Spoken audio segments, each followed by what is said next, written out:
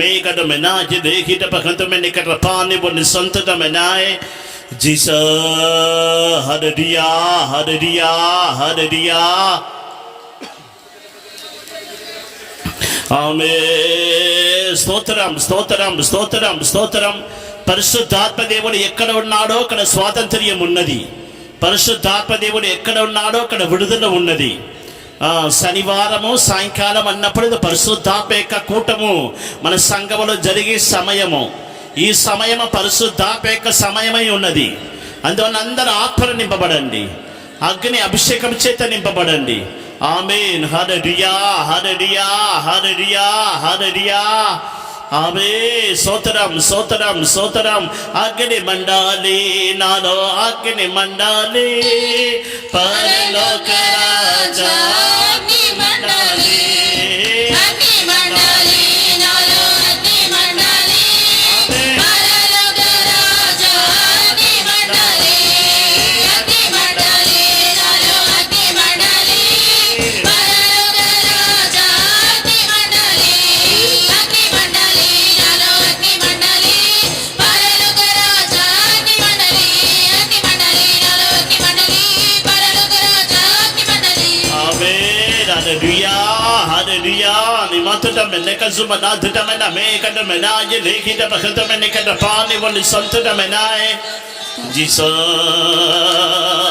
హల్లెలూయా హల్లెలూయా హల్లెలూయా హల్లెలూయా స్తోత్రం స్తోత్రం స్తోత్రం స్తోత్రం స్తోత్రం స్తోత్రం స్తోత్రం స్తోత్ర ఆమేన్ హల్లెలూయా హల్లెలూయా హల్లెలూయా నిమతుట మెనక సుమనాతుట మెన మేకట మెనాయ లేఖిత భక్త మెనకట పాని వలి సంతుట మెనాయ జీసస్ స్తోత్రం స్తోత్రం స్తోత్రం స్తోత్రం హల్లెలూయా హల్లెలూయా స్తోత్రం స్తోత్రం స్తోత్ర అందరి చేతులెత్తి దేవుని స్తోత్రించుదాము స్తోత్ర స్తోత్ర స్తోత్ర స్తోత్ర స్తోత్ర స్తోత్ర వాళ్ళ దేవుని ప్రేమ చేత అగ్ని అభిషేకం చేత నింపినందుకై చేతులెత్తి దేవుని స్తోత్రించుదాము స్తోత్రం స్తోత్రం స్తోత్రం స్తోత్రం స్తోత్రం స్తోత్ర ఇప్పుడు కూడా వాక్యం ద్వారా మన అందరితో కూడా ప్రభు మాట్లాడినట్లుగా స్తోత్రించదము స్తోత్రం స్తోత్రం స్తోత్రం స్తోత్రం స్తోత్రం స్తోత్రం స్తోత్రం స్తోత్రం స్తోత్రం స్తోత్రం హల్లెలూయా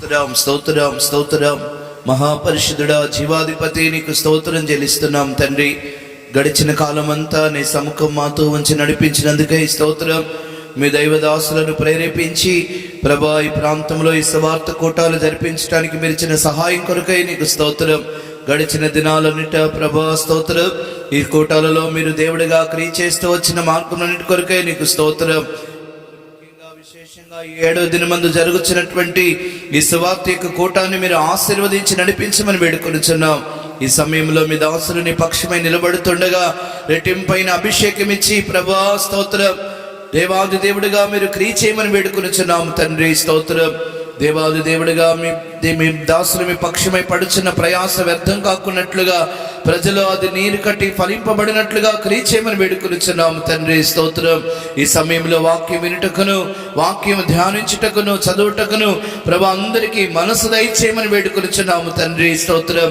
నీ వాక్కుల ద్వారా మాట్లాడి తండ్రి స్తోత్రం ఈ సాయంకాలం జరుగుతున్న కూటమంతటి ద్వారా మీ ఘననామానికి మాత్రమే మహిమ తెచ్చుకునమని యేసు పరిశుద్ధ నామమున అడిగి వేడుకొనుచున్నాము తండ్రి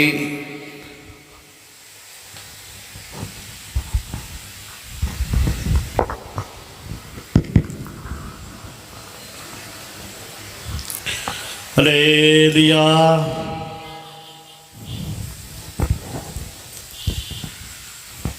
దేవుని యొక్క అతి పరిశుద్ధ నామానికి మహిమ కలుగును గాక.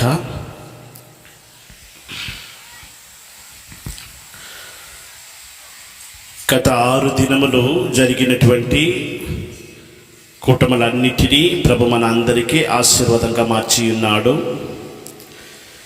ఈ 7వ దినములో కూడా మహిమా స్వరూపుడుగా మన ప్రభు మన మధ్యలో సంచరించుచున్నారు. రేపటి దినము ఉదయకాలము యథాప్రకారం మన సంఘములో ఆరాధన ఉంటున్నది.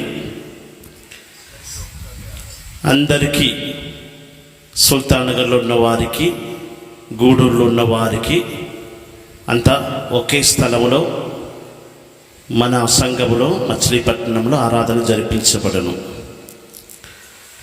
రేపటి దినము సాయంకాలము ఇదే స్థలంలో ఆఖరి కూటము జరిపించబడును. అందువలన అందరు తప్పకుండా రేపటి దిన ఉదయకాల ఆరాధన, రేపటి దిన సాయంకాలం ఇక్కడ జరిగినటువంటి కూటముల్లో తప్పకుండా వచ్చి పాలు పొందవలసిందిగా కోరుచున్నాం. మిగిలిన కూటములను ప్రభు మన అందరికీ ఆశీర్వాదంగా మార్చినట్లుగా అందరి చేతులెత్తి దేవుని స్తోత్రించదము.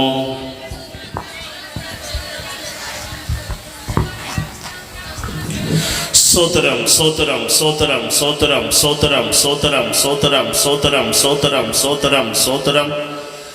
హల్లెలూయా.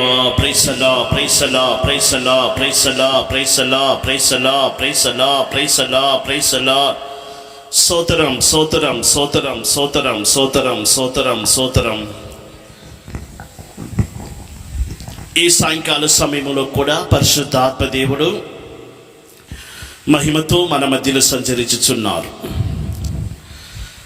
దేవుని ఆత్మ ఎక్కడ ఉన్నాడో అక్కడ తప్పకుండా స్వాతంత్ర్యము, విడుదల, ఆశీర్వాదములు ఉన్నవి.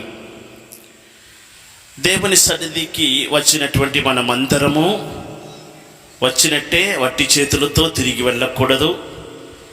ఇక్కడ తిరిగి వెళ్ళినప్పుడు ఆశీర్వదింపబడిన వారమై, మన దాహము తీర్చబడిన వారమై, విడుదల పొందుకొనిన వారమై మనం తిరిగి వెళ్ళాలి. మనము ఈ భూమి మీద జీవించుచున్న కాలములో దేవుడు మనకు అనుగ్రహించిన ఆ పరిశుద్ధాత్మలో ఆనందించు, పరిశుద్ధాత్మలో అగ్నిగా మనం మార్చబడి మండుచున్న నిప్పులతో సమానముగాను, దివిటిలతో సమానముగాను మన జీవితం ఉన్నట్లుగా సమర్పించుకోవాలి. ఈ దినాల్లో మన జీవితంలో మనం పొందుకోవలసిన 7 విధములైనటువంటి బాప్తిస్మముల గురించి వాక్యములు మనం ధ్యానించి వచ్చుచున్నాం. 2 రాజుల గ్రంథము 5వ అధ్యాయం 10వ వాక్యం చదువుదాము.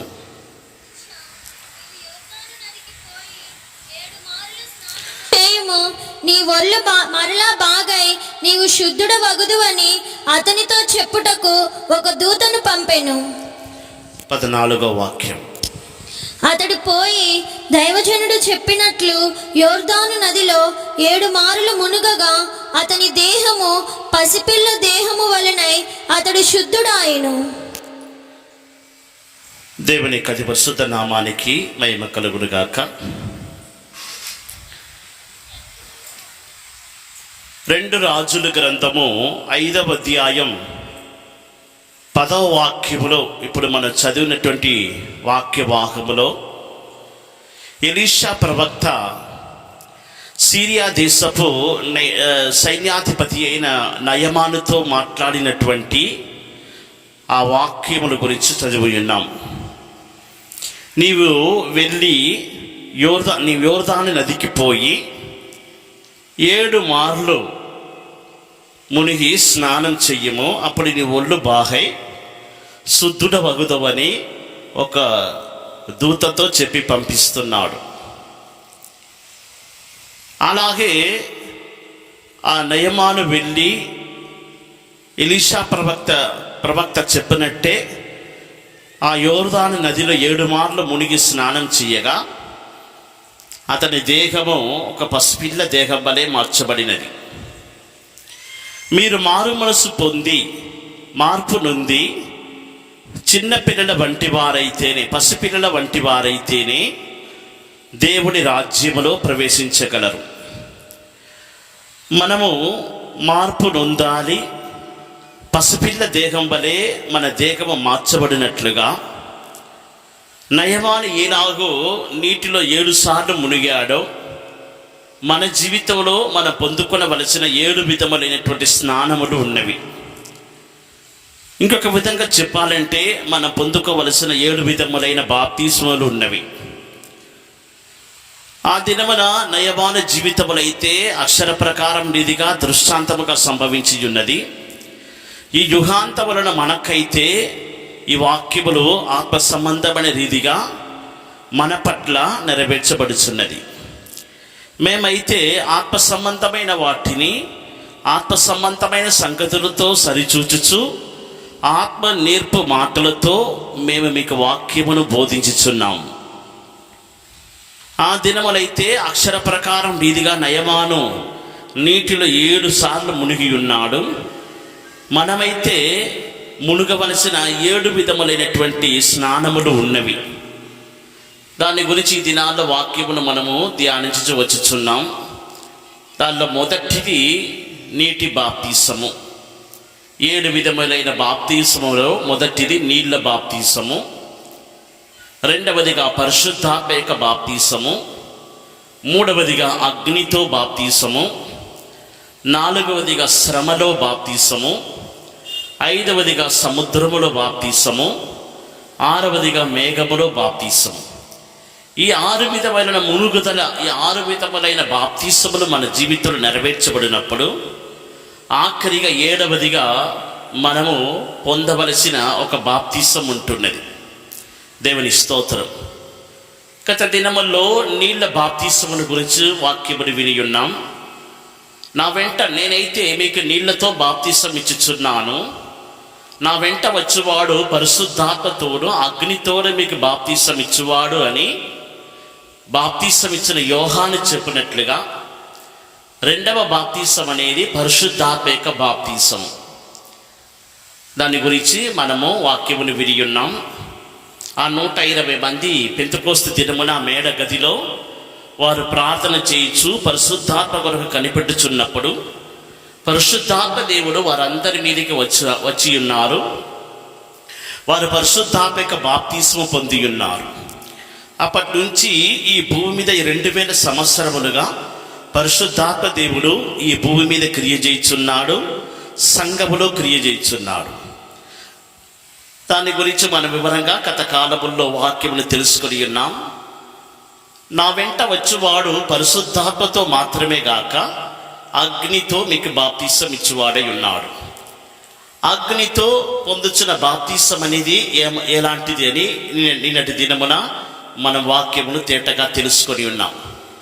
ఈ అగ్నిలో పొందుచున్నటువంటి బాప్తీసము అని అన్నప్పుడు మనం ఎలాగో నీటిలో పూర్తిగా మునిగి నీటి బాప్తీసం తీసుకొనిచున్నామో, ఎలాగో పరిశుద్ధాత్మ అభిషేకము ద్వారా పూర్తిగా మనము పరిశుద్ధాత్మలో మునిగి ఈతలేనంత నది కనబడినట్లుగా పరిశుద్ధాత్మ యొక్క ఆ నదిలో మనం పూర్తిగా మునిగిపోవచ్చున్నామో, అదే ప్రకారం అగ్నిలో మనం మునగాలి. అగ్నిలో మనము బాప్తీసం పొందాలి. దీని గురించి వాక్యములో మనం తేటగా నిన్నటి దినమున తెలుసుకొని ఉన్నాం. పెంతెకోస్తు దినమున వివాహింపబడినటువంటి అగ్ని వంటి నాలుకలు వారికి కనబడి వారందరి మీదికి వచ్చినట్లుగాను వారందరూ అగ్నితో బాప్తీసం పొందినట్లుగాను వాక్యములు మనం చూస్తున్నాం. అగ్నితో పొందుతున్న బాప్తీసం అనేది మనల్ని ఏం చేస్తుందంటే మండుచున్న నిప్పులతో సమానముగాను దివిటితో సమానముగాను మార్చుచున్నది. ఈ భూమి మీద మనము అగ్నిగా జీవించాలి. హల్లెలూయా. మనము ఈ భూమి మీద అగ్నిగా జీవించాలి. మండుచున్న నిప్పులతో సమానంగా మన ఈ భూమి మీద బతకాలి. అదే పెంతెకోస్తు జనులకు ఉన్నటువంటి పిలుపు. ఆ పిలుపును మన ప్రతి ఒక్కరు జ్ఞాపకం చేసుకోవాలి. పరిశుద్ధాత్మ అభిషేకం పొంది ఉండవచ్చును, ఆయన అగ్ని పొంది ఉన్నారా అనేది ఈ దినాల్లో మనం చూసుకోవాలి. అగ్ని ఎల్లప్పుడూ మండుచుండాలి, అగ్ని ఆరిపోకూడదు. పాత నిబంధన కాలములో 2 స్థలములో అగ్ని నిత్యము మండుచుండవలను. ఒకటి బలిపీఠం మీదను, రెండవదిగా పరిశుద్ధ స్థలములో ఉన్నటువంటి దీపములు ఆరిపోకూడదు. ఆవరణ స్థలములో ఉన్నటువంటి బలిపీఠములో అగ్ని నిత్యము మండుచుండవలను. అది పరిశుద్ధ స్థలములో ఉన్నటువంటి దీపస్తంభములో 7 దీపములు ఎన్నడూ ఆరిపోకూడదు, నిత్యము దీపం వెలిగించబడాలి. దేవునికి అది పరిశుద్ధ నామానికి స్తోత్రం. మనము పరిశుద్ధాత్మ పొంది ఉండవచ్చు ఎన్నో సంవత్సరాల క్రితం. ఆయన ఈ దినముల్లో పరిశుద్ధాత్మ చల్లారిపోయినటువంటి స్థితిలో కనబడినట్లయితే మన అగ్నిగా మార్చబడవలసి ఉన్నది అవసరం. అగ్నితో మన పూర్తిగా మన నడునెత్తి మొదలుకొని మన పాదం వరకు, అరికాలు వరకు అగ్నిలో పూర్తిగా మునగాలి. ఎలాగ నీటిలో మునిగి నీటి ముంచు బాప్తిసం తీసుకొనిచున్నామో, ఎలాగో పరిశుద్ధాత్మలో బాప్తిసం తీసుకొనిచున్నామో, అదే ప్రకారం అగ్ని అభిషేకములో మనం పూర్తిగా ముంచబడాలి. దేవునికి అది పరిశుద్ధ నామానికి స్తోత్రం. అందుకే అభిషేకము నొందిన కెరూబువై నీవు ఒక ఆశ్రయముగా ఉంటివి, కాలుచున్న రాళ్ల మధ్యలో నీవు సంచరించుంటివి అని యెహెజ్కేలు గ్రంథము 28వ అధ్యాయములో చదువుచున్నాం. కాలుచున్న రాళ్ల మధ్యలో సంచరించుచున్న జీవితం అనేది ఒకటి ఉంటుంటది. అగ్ని అభిషేకం పొందుకొని ఈ భూమి మీద ఆత్మీయ వరములు, ఆ కాలుచున్న రాళ్ళు అనేవి ఆత్మీయ వరములకు సాదృశ్యం. ఆ వరములు పొందుకొని ఈ భూమి మీద మనము మన జీవితమును ప్రజ్వలింపజేసుకున్నవలనని పరిశుద్ధాత్మ దేవుడు కోరుచున్నాడు. దేవునికి అది పరిశుద్ధ నామానికి స్తోత్రం. ఈ దినముల్లో మన జీవితంలో ఈ అగ్ని అభిషేకమును కోల్పోయినటువంటి స్థితిలో కనబడినట్లయితే 2 తిమోతికి రాసిన పత్రిక 1వ అధ్యాయం 6వ వాక్యములు చదువుచున్నాం. నీవు నీ ఆత్మీయ వరములను ప్రజ్వలింపజేసుకున్నవలెను. 2 తిమోతికి రాసిన పత్రిక 1వ అధ్యాయం 6వ వాక్యం. ఆ హేతువు చేత నా హస్త నిక్షేపణము వలన నీకు కలిగిన దేవుని కృపావరము ప్రజ్వలింప చేయవలనని నీకు జ్ఞాపకము చేయుచున్నాను. దేవుని యొక్క ఆ కృపా వరములను నీవు ప్రజ్వలింప చేసుకున్నవలను, ఆత్మీయ వరములను నీవు ప్రజ్వలింప చేసుకున్నవలను, అది ఆరిపోకూడదు. దేవునికి అది పరిశుద్ధ నామానికి స్తోత్రం. అందువలన అదే అగ్ని అభిషేకానికి సాదృశ్యం. అగ్నితో మనం బాప్తిసం పొందిన వారమై ఈ భూమి మీద జీవించాలి. యెహెజ్కేలు గ్రంథము 1వ అధ్యాయంలో మనం చదువుతున్న ప్రకారం ఆ చక్రములు, ఆ జీవులు అవి మండుచున్న నిప్పులతో సమానమై ఇటు అటు వ్యాపించుచు ఉన్నట్లుగా చూస్తున్నాం. దానిలో నుండి మెరుపు తీగలు బయలు వెలుచున్నవి.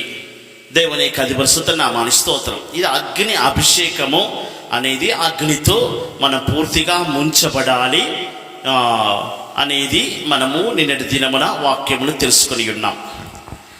అగ్నితో పొందుచున్నటువంటి బాప్తిసములో ఇంకొక అనుభవం ఉంటున్నది, దాని ఇంకొక భాగం ఉంటున్నది. దేవునికి స్తోత్రం. మనము అగ్నితో బాప్తిసం తీసుకున్నప్పుడు దాని యొక్క మొదటి భాగం, దాని యొక్క మొదటి అనుభవం ఏమిటి అనేది మన వాక్యమును తెలుసుకున్నాం.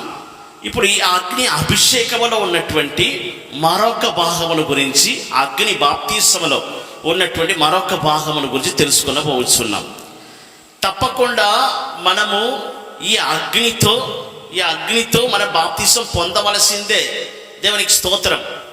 కేవలము ఏదో నీటి బాప్తిసం పొందుకునేట మాత్రమే చాలు, లేకపోతే పరిశుద్ధాత్మ అభిషేకం పొందుకుంటే చాలు, పరలోక రాజ్యం పోతామని అనుకోవద్దు. ఎప్పుడు మీ జీవితంలో ఈ 6-7 విధమైన మునుగుదల అనేది సమృద్ధి అవుతున్నదో, ఈ 7 విధమైన మునుగుదలకు మిమ్మల్ని మీరు ఎప్పుడు అప్పగించుకొనిచున్నారో అప్పుడు మాత్రమే మీ దేహం పసిపిల్ల దేహం వలె మార్చబడను. ఆ నయమాను 2 సార్లు మునిగి లేచాడు, 3 సార్లు మునిగి లేచాడు, ఒళ్ళు పసిపిల్ల దేహం వలె మార్చబడినాయి. పూర్తిగా ఇవన్నీ 6 సార్లు మునిగి 7వ సారి మునిగి లేచాడు. అప్పుడు మాత్రమే అతని దేహము పసిపిల్ల దేహం వలె మార్చబడినది. అందువలన మనం నీటి బాప్తిసం పొందుకునటం వలన మొదటిసారి మునిగా అది చాలు అనుకోవద్దు. 2వసారి బాప్తిసము పరిశుద్ధాత్మక బాప్తిసం పొందినంత వలన ఇంకా అది చాలు అని అనుకోవద్దు. ఒకవేళ 3వదిగా అగ్నితో బాప్తిసం పొంది మండుచున్న నిప్పులతో సమానమై ఆత్మీయ వరములతో మనం ప్రజ్వలింపజేయబడినా ఇంకా అది అంత ఆ అనుభవం చాలదు. దేవునికి స్తోత్రం. అది 3వ మెట్టు అంతే. దాంట్లో మరొక భాగం అనేది ఉంటున్నది. దేవునికి స్తోత్రం. 1 పేతురు రాసిన పత్రిక, మన పరిశుద్ధ గ్రంథమును 1 పేతురు రాసిన పత్రిక 1వ అధ్యాయం 7వ వాక్యమునకు త్రిప్పి ఆ వాక్య భాగమును చదువుదాం. నశించిపోవు సువర్ణము అగ్ని పరీక్ష వలన శుద్ధపరచబడుచున్నది కదా, దానికంటే అమూల్యమైన మీ విశ్వాసము. మొదటి పేతురు రాసిన పత్రిక 4వ అధ్యాయం 12వ వాక్యం చదువమా. ప్రియులారా, మిమ్మును శోధించుటకు మీకు కలుగుచున్న అగ్ని వంటి మహాశ్రమను గూర్చి మీకేదో ఒక వింత సంభవించినట్లు ఆశ్చర్యపడవలెను. దేవునికి అది పరిశుద్ధ నామానికి స్తోత్రం. ఈ అగ్నిలో మనం ముంచబడాలి, అగ్నిలో మనము బాప్తిసం తీసుకోవాలి అంటానికి మరొక ఈ అగ్ని అభిషేకం వల్ల ఉన్నటువంటి మరొక భాగము, మరొక సత్యోపదేశం ఏమిటంటే, ఇక్కడ పేతురు ఏమని రాయించున్నాడంటే, మీ మధ్యలో ఉన్నటువంటి కనబడుచున్నటువంటి ఈ అగ్ని గురించి మీరు ఏదో ఒక వింత అని అనుకోవద్దు. మరొకసారి చదువమ్మ. మొదటి పేతురు 4:12. మిమ్ములను శోధించే నిమిత్తమై మీకు కలుగుచున్న అగ్ని వంటి మహాశ్రమలను గురించి. అంటే ఇక్కడ పేతురు ఏమని చెప్పుచున్నాడంటే, ఈ అగ్ని అనేది ఒక శోధన అని చెప్పుచున్నాడు, ఒక శోధన అని చెప్పుచున్నాడు. ప్రతి మనుషుల యొక్క జీవితంలో అగ్ని వంటి శోధన అనేది తప్పదు, అది అందరికీ తప్పకుండా రావలసిందే. ప్రతి మానవుడు అంటే ప్రతి దేవుని బిడ్డలు ప్రభుని విశ్వసించి నీటి ముంచు బాప్తిసం తీసుకొని పరిశుద్ధాత్మ అభిషేకం పొందినటువంటి ప్రతి దేవుని బిడ్డల యొక్క జీవితంలో మునుగవలసిన మరొక మునుగుదల ఉంటున్నది, శోధన అనబడినటువంటి ఒక అగ్ని. దేవునికి అది పరిశుద్ధ నామానికి స్తోత్రం. శోధన అనబడినటువంటి ఒక అగ్నిలో దేవుడు ఏం చేస్తున్నాడంటే, తన బిడ్డలు తప్పకుండా మునుగాలి, బాప్తిసం తీసుకోవాలని కోరుకుంటున్నారు. దేవునికి స్తోత్రం. ఇక్కడ పేతురు రాస్తున్నప్పుడు ఏమని రాస్తున్నాడంటే, మిమ్ములను శోధించే నిమిత్తమై మీ మధ్యలో కనబడుచున్నటువంటి ఈ అగ్నిని గురించి ఏదో ఒక వింత అని మీరు అనుకోవద్దు. దేవునికి స్తోత్రం. మిమ్మల్ని శోధించి నిమిత్తమై దేవునికి స్తోత్రం. శోధన అనబడినటువంటి ఒక అగ్ని ఉంటున్నది అనేది ఈ వాక్యము ద్వారా మనం తెలుసుకొనిచున్నాం. శోధన అనే అగ్నిలో మనం ముంచబడినప్పుడు మన జీవితంలో ఏం జరుగుతుంది? ఎందుకొరకు ప్రతి దేవుని బిడ్డలు శోధనలో బాప్తిసం పొందాలని ప్రభు కోరుకుంటున్నారు.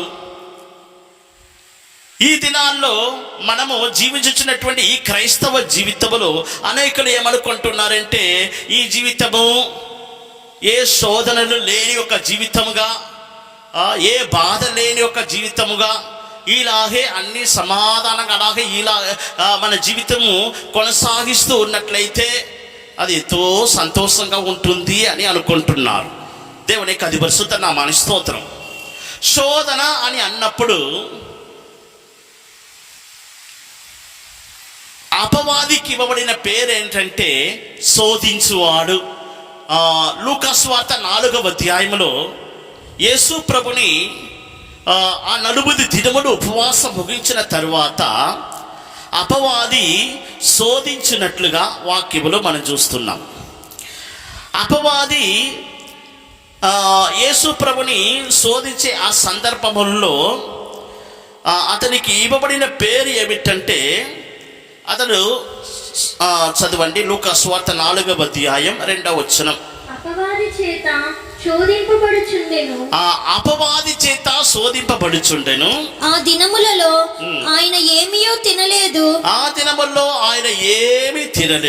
అవి తీరిన తరువాత ఆయన ఆకలి గొనగా యేసు ప్రభుని శోధించే నిమిత్తమై అపవాది వచ్చినట్లుగా వాక్యములో చూస్తున్నాం.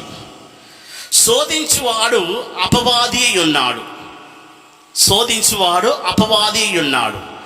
యేసయ్య శరీరధారి అయి ఈ భూమి మీద వచ్చిన దినములలో మూడు కార్యముల ద్వారా అపవాది యేసయ్యని పరిశీలిస్తున్నాడు. ఆయన ఈ మూడు విషయములోను, ఈ మూడు కార్యములోను అపవాదిని యేసయ్య జయించినట్లుగా ఈ లూకాసు వార్త 4వ అధ్యాయంలో చూస్తున్నాం. మొట్టమొదటిగా అపవాది శోధించినది దేని గురించి శోధిస్తున్నాడంటే ఆహారమును గురించి. 3వ వచనం లూకాసు వార్త 4వ అధ్యాయం 3-4 వాక్యం చదివినట్లయితే మొట్టమొదటిగా ఆహారమును బట్టి శోధిస్తున్నాడు. మొట్టమొదటిగా ఆహారమును బట్టి శోధిస్తున్నాను. క్లుప్తంగా చెప్పుచున్నాను, ఎందుకంటే మనం నేర్చుకోవలసిన సత్యం చాలా ఉంటుంది కనుక. 3 విధమైన శోధనలు, ఒకటి నేత్రాసను, శరీరాసను, జీవిత డంబమునకు సాదృశ్యంగా చెప్పబడుచున్నది. దేవునికి అది పరిశుద్ధ నామానికి స్తోత్రం. లూకాసు వార్త 4వ అధ్యాయం 3వ వచనములో ఆహారమును గురించి శోధించుచున్నాడు. లూకాసు వార్త 4వ అధ్యాయం 5-6 వాక్యములు చూసినట్లయితే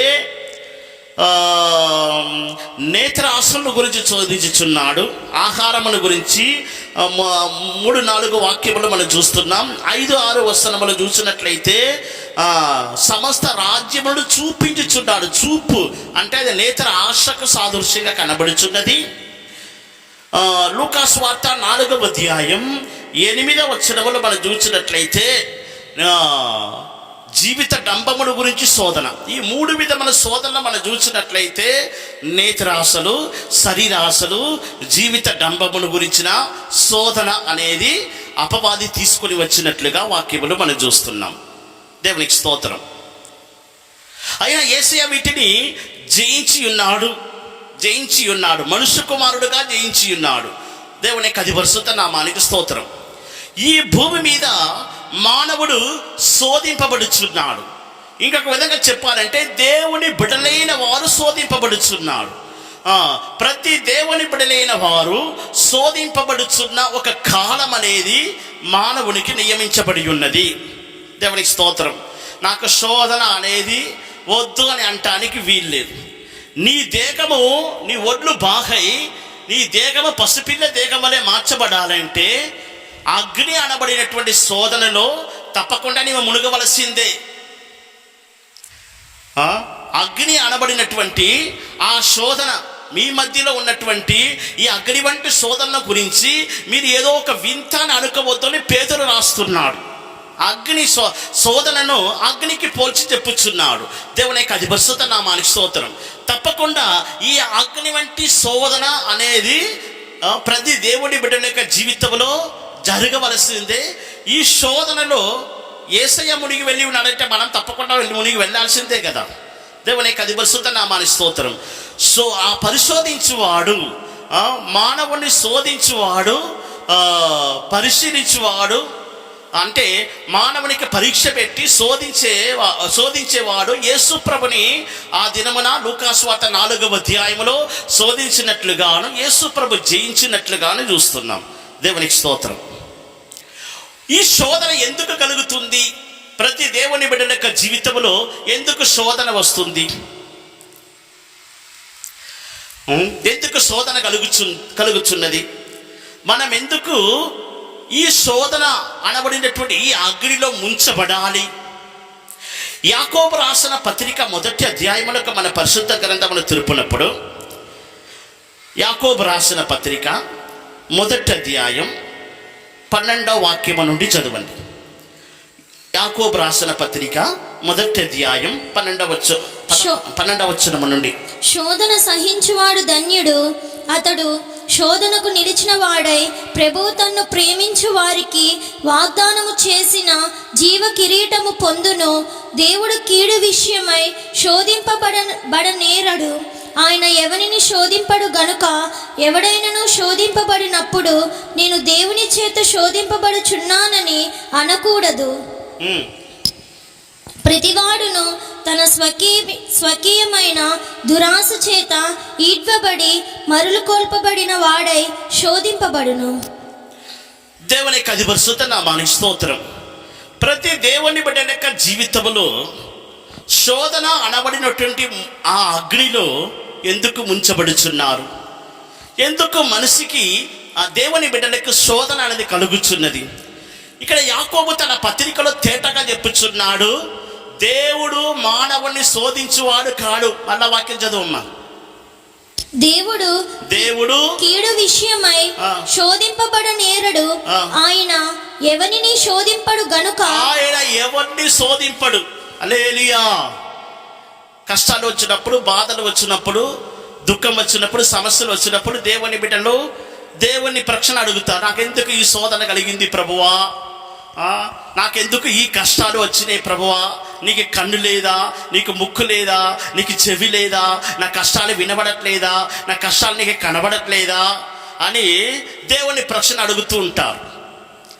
యాకోబు తన పత్రికలో ఏమని రాస్తున్నాడంటే, దేవుడు ఏ మనుషుని శోధించువాడు కాడు, మరి ఎందుకు మానవునికి శోధన కలుగుతుంది? తర్వాత కింద వాక్యం చదువు. ప్రతివాడును తన స్వకీయమైన దురాశ చేత ఈడ్వబడి మరలు కొల్పబడిన వాడై శోధింపబడుచున్నాడు. దేవుని పరిశుద్ధ నామానికి స్తోత్రం. ప్రతివాడు తనకున్నటువంటి స్వకీయమైనటువంటి దురాశల వలన మరలు కలపబడిన వాడై శోధింపబడుచున్నాడు. దేవుడైతే ఏ మానవుని శోధింపడు. దేవుని పరిశుద్ధ నామానికి మహిమ కలుగును గాక. ఈ దినములలో అనేక దేవుని బిడ్డల యొక్క జీవితము శోధనలో దిగిపోవచ్చున్నది, శోధనలో ఉంచబడుచున్నది. శోధన అనబడినటువంటి ఈ అగ్నిలో అనేకులు ముంచబడుచున్నారు.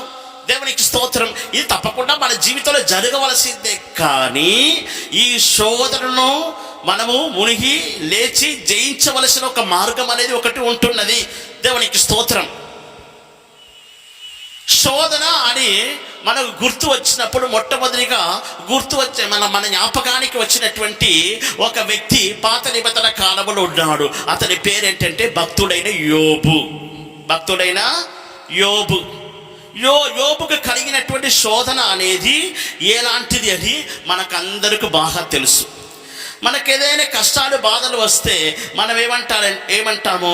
యోబు ఎంతగా శోధింపబడి ఉన్నాడు, యోబు చక్కగా నిలబడలేదా? మనము కూడా యోబు వంటి వారముగా శోధింపబడినను ధైర్యంగా మనం ఉండాలి అని చెప్పి మనం ఏం చేస్తున్నాము? యోబును ముందుగా పెడతాం.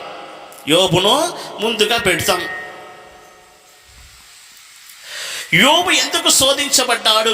యోబు తన శోధన గురించి ఏమని చెప్పుచున్నాడంటే, యోబు గ్రంథము 23వ అధ్యాయం 10వ వాక్యం చదువునట్లయితే, యోబు గ్రంథము 23వ అధ్యాయం 10వ వచనము. జర మైక్లో చదువమ్మా, గట్టిగా చదువు. నేను నడుచు మార్గము ఆయనకు తెలియను, ఆయన నన్ను శోధించిన తరువాత నేను సువర్ణము వలె కనబడుదును. హల్లెలూయా. ఆయన నన్ను శోధించిన తరువాత నేను స్వర్ణం వలె కనబడుదును. దేవుని పరిశుద్ధ నామానికి స్తోత్రం. ఇప్పుడు భక్తులైన యోబుకి శోధన ఎందుకు కలిగింది? యోబు యథార్థవంతుడు, నీతివంతుడు. దేవుని వలన దేవుడు యోబుని గురించి సాక్ష్యం ఇచ్చుచున్నారు. అపవాది యోబును శోధించాలని దేవుని యొక్క పర్మిషన్ అడుగుచున్నాడు, అనుమతి కోరుచున్నాడు. దేవుడు ఏమంటున్నాడంటే, నా భక్తుడైన యోబుని నువ్వు చూసావా? ఎంత నీతిపరుడుగా కనబడుచున్నాడు, యథార్థవంతుడుగా కనబడుచున్నాడు అని యోబుని గురించి దేవుడే సాక్ష్యం ఇచ్చుచున్నాడు. దేవుని పరిశుద్ధ నామానికి స్తోత్రం. ఇప్పుడు ఇంత నీతిమంతుడైన యోబును ఎందుకు, యోబు యొక్క జీవితంలో ఎందుకు శోధన కలిగింది? యోబు ఎందుకు ఇటువంటి శోధనలో అతడు శోధనలో దిగి ఇటువంటి ఒక ఘోరమైన ఆ జీవితం అనేది యోబుకి ఎందువలన కలిగింది? దేవుని పరిశుద్ధ నామానికి స్తోత్రం. నీతిమంతుడే, యథార్థవంతుడే, భక్తిపరుడే, దేవుని వలన సాక్ష్యం పొందినవాడే. యోబు ఉత్తమనుడుగా కనబడుచున్నాడు. దేవుని వలన సాక్ష్యం పొందినటువంటి ఒక వ్యక్తి, దేవునికి స్తోత్రం, ఎంతో ఒక భయంకరమైన రీతిగా శోధింపబడుచున్నాడు. ఒక్క దినమున తన పిల్లలందరినీ కోల్పోయాడు. ఆ ఆస్తి పోయింది.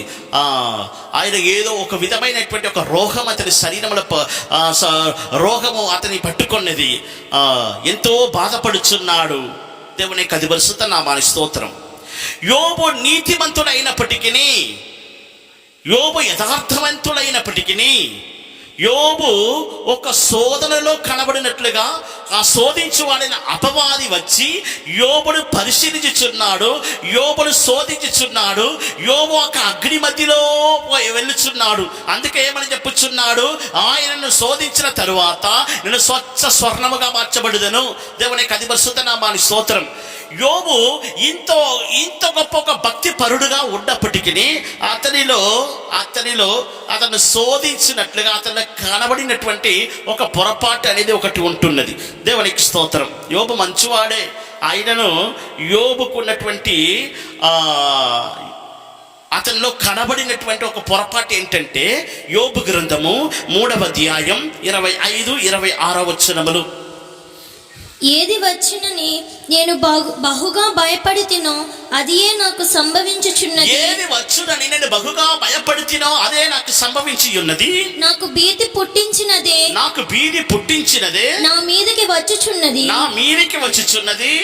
నాకు నెమ్మది లేదు, సుఖము లేదు, విశ్రాంతి లేదు, శ్రమయే నాకు సంభవిస్తుంది.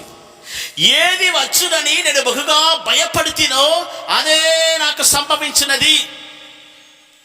యోబు యథార్థవంతుడే, భక్తిపరుడే, నీతిమంతుడే. ఆయన యోబు యొక్క జీవితంలో ఒక భయం ఉండే. ఏమని భయం? ఈ ఆస్తులన్నీ ఒకరోజే నా ఎదుట తొలగిపోవునో ఏమో, నా పిల్లలు మరణించుదురో ఏమో, నా పిల్లలు నేను పోగొట్టుకుందునో ఏమో, ఒక తీరని ఒక రోగము నన్ను పీడించునో ఏమో, రోగము నన్ను పట్టుకున్ననో ఏమో, నేను ఈ ఆస్తులన్నింటిని పోగొట్టుకొని నేను ఒక నిరాధారమైన ఒక స్థితికి వస్తానే ఏమో, నా స్థితి ఏమగునో అని చెప్పి ప్రతిరోజు భయపడి అతను జీవించాడు. దేవుని కదిపరుస్తున్న నామాని స్తోత్రం. ఏది వచ్చునని నేను బహుగా భయపడితినో అదే నాకు సంభవించినది. భీతి పుట్టించినదే నాకు సంభవించుచున్నది. నాకు నెమ్మది లేదు, నాకు విశ్రాంతి లేదు, నాకు సుఖము లేదు. దేవుని కదిపరుస్తున్న నామాని స్తోత్రం. చూడండి, ఏది వచ్చునని అతను భయపడి జీవించాడో అదే అతని మీదకి ఒక రోజు వచ్చింది. అతను శోధనలో వెళ్ళిపోవచ్చున్నాడు. అతన్ని పట్టి పీడించినటువంటి ఈ భయము అతని మీదకి వచ్చింది. ప్రియమైన దేవుని బిడ్డ, ఈ దినమున నీవు దేవుని వాక్యమును వినుచున్నావు. నీ జీవిత పద్ధతి ఎలాగ కనబడుచున్నది? దేవుని వాక్యములో ఉన్నటువంటి గూఢమైన సత్యమును గ్రహించుకొనుచున్నావా? దేవుడు ఎవరిని శోధించువాడు కాడు. ఆయనను దేవుని బిడ్డలకు ఎందుకు శోధన కలుగుచున్నది? భక్తుడైన యోబు మంచివాడే. ఆయన ఎందు నిమిత్తమే శోధించబడ్డాడు. అతనిలో ఉన్నటువంటి ఆ భయము, భీతి అనేది అతని జీవితంలో ఆ గొప్ప శోధన అతనికి తీసుకుని వచ్చింది. అందువలన ఈ శోధన ముగించిన తరువాత, ఆయన నన్ను శోధించిన తరువాత నేను స్వచ్ఛ స్వర్ణముగా మార్చబడుదను అని చెప్పుచున్నాడు. దేవుడు ఎవరిని శోధించువాడు కాడు. ప్రతి మానవుడు, ప్రతి దేవుని బిడ్డలు వారు తమ స్వకీయమైన దురాశల వల్ల ఈడువబడి శోధింపబడుచున్నాడు. దేవుని కదిపరుస్తున్న నామాని స్తోత్రం. మీరు అనేక విధమైన రీతిగా మీ జీవితంలో మీరు శోధింపబడుచున్నారు, ఈడవబడి శోధింపబడటానికి కారణం ఏంటి? ఈ అగ్నిలో తప్పకుండా మనం మునుగవలసిందే. ప్రతి దేవుని బిడ్డలు ఈ అగ్ని వంటి ఈ శోధన అనేది ప్రతి దేవుని బిడ్డలకు నియమించబడి ఉన్నది. అందువలన ఈ అగ్ని వంటి శోధన మొట్టమొదటిగా మన జీవితంలో కలగటానికి కారణము దేవుడు మనల్ని శోధించేవాడు కాడు. మనలో ఉన్నటువంటి దురాశల వలననే మనకు శోధన కలుగుచున్నవి. మనలో పాపం ఉన్నంత కాలం వరకు మనకు శోధన ఉంటుంది, అది మర్చిపోవద్దు. దేవునికి స్తోత్రం. ఉదాహరణగా నేను మీకు ఒక సంభవం చెప్పుచున్నాను. దావీదు యథార్థవంతుడే. నా ఇంట్లో దావీదు నమ్మకస్తుడని దేవుడు దావీదుని గురించి సాక్ష్యం ఇచ్చారు. నా మనస్సుకు తగినవాడు అని దావీదుని గురించి దేవుడు సాక్ష్యం ఇచ్చాడు. ఆయన అదే దావీదు ఏం చేశాడంటే, ఉరియాని చంపి ఉరియా భార్యని తీసుకున్నాడు. దేవునికి స్తోత్రం. ఆ పాపమును కప్పిపెట్టాలని ఏం చేస్తున్నాడంటే అమాయకుడైన ఉరియాను యుద్ధములో ముందు నిలవబెట్టి ఉరియా చంపబడాలని కోరుకున్నాడు. ఆ ఉరియా చేతిలోనే మరణ శాసనం రాసి పంపిస్తున్నాడు. ఈ ఉరియాను యుద్ధములో ముందు నిలబెట్టి ఇతను చావునట్టు చేయమని సైన్యాధిపతి అయిన యోవాబుకు ఉత్తరం రాసి పంపిస్తున్నాడు.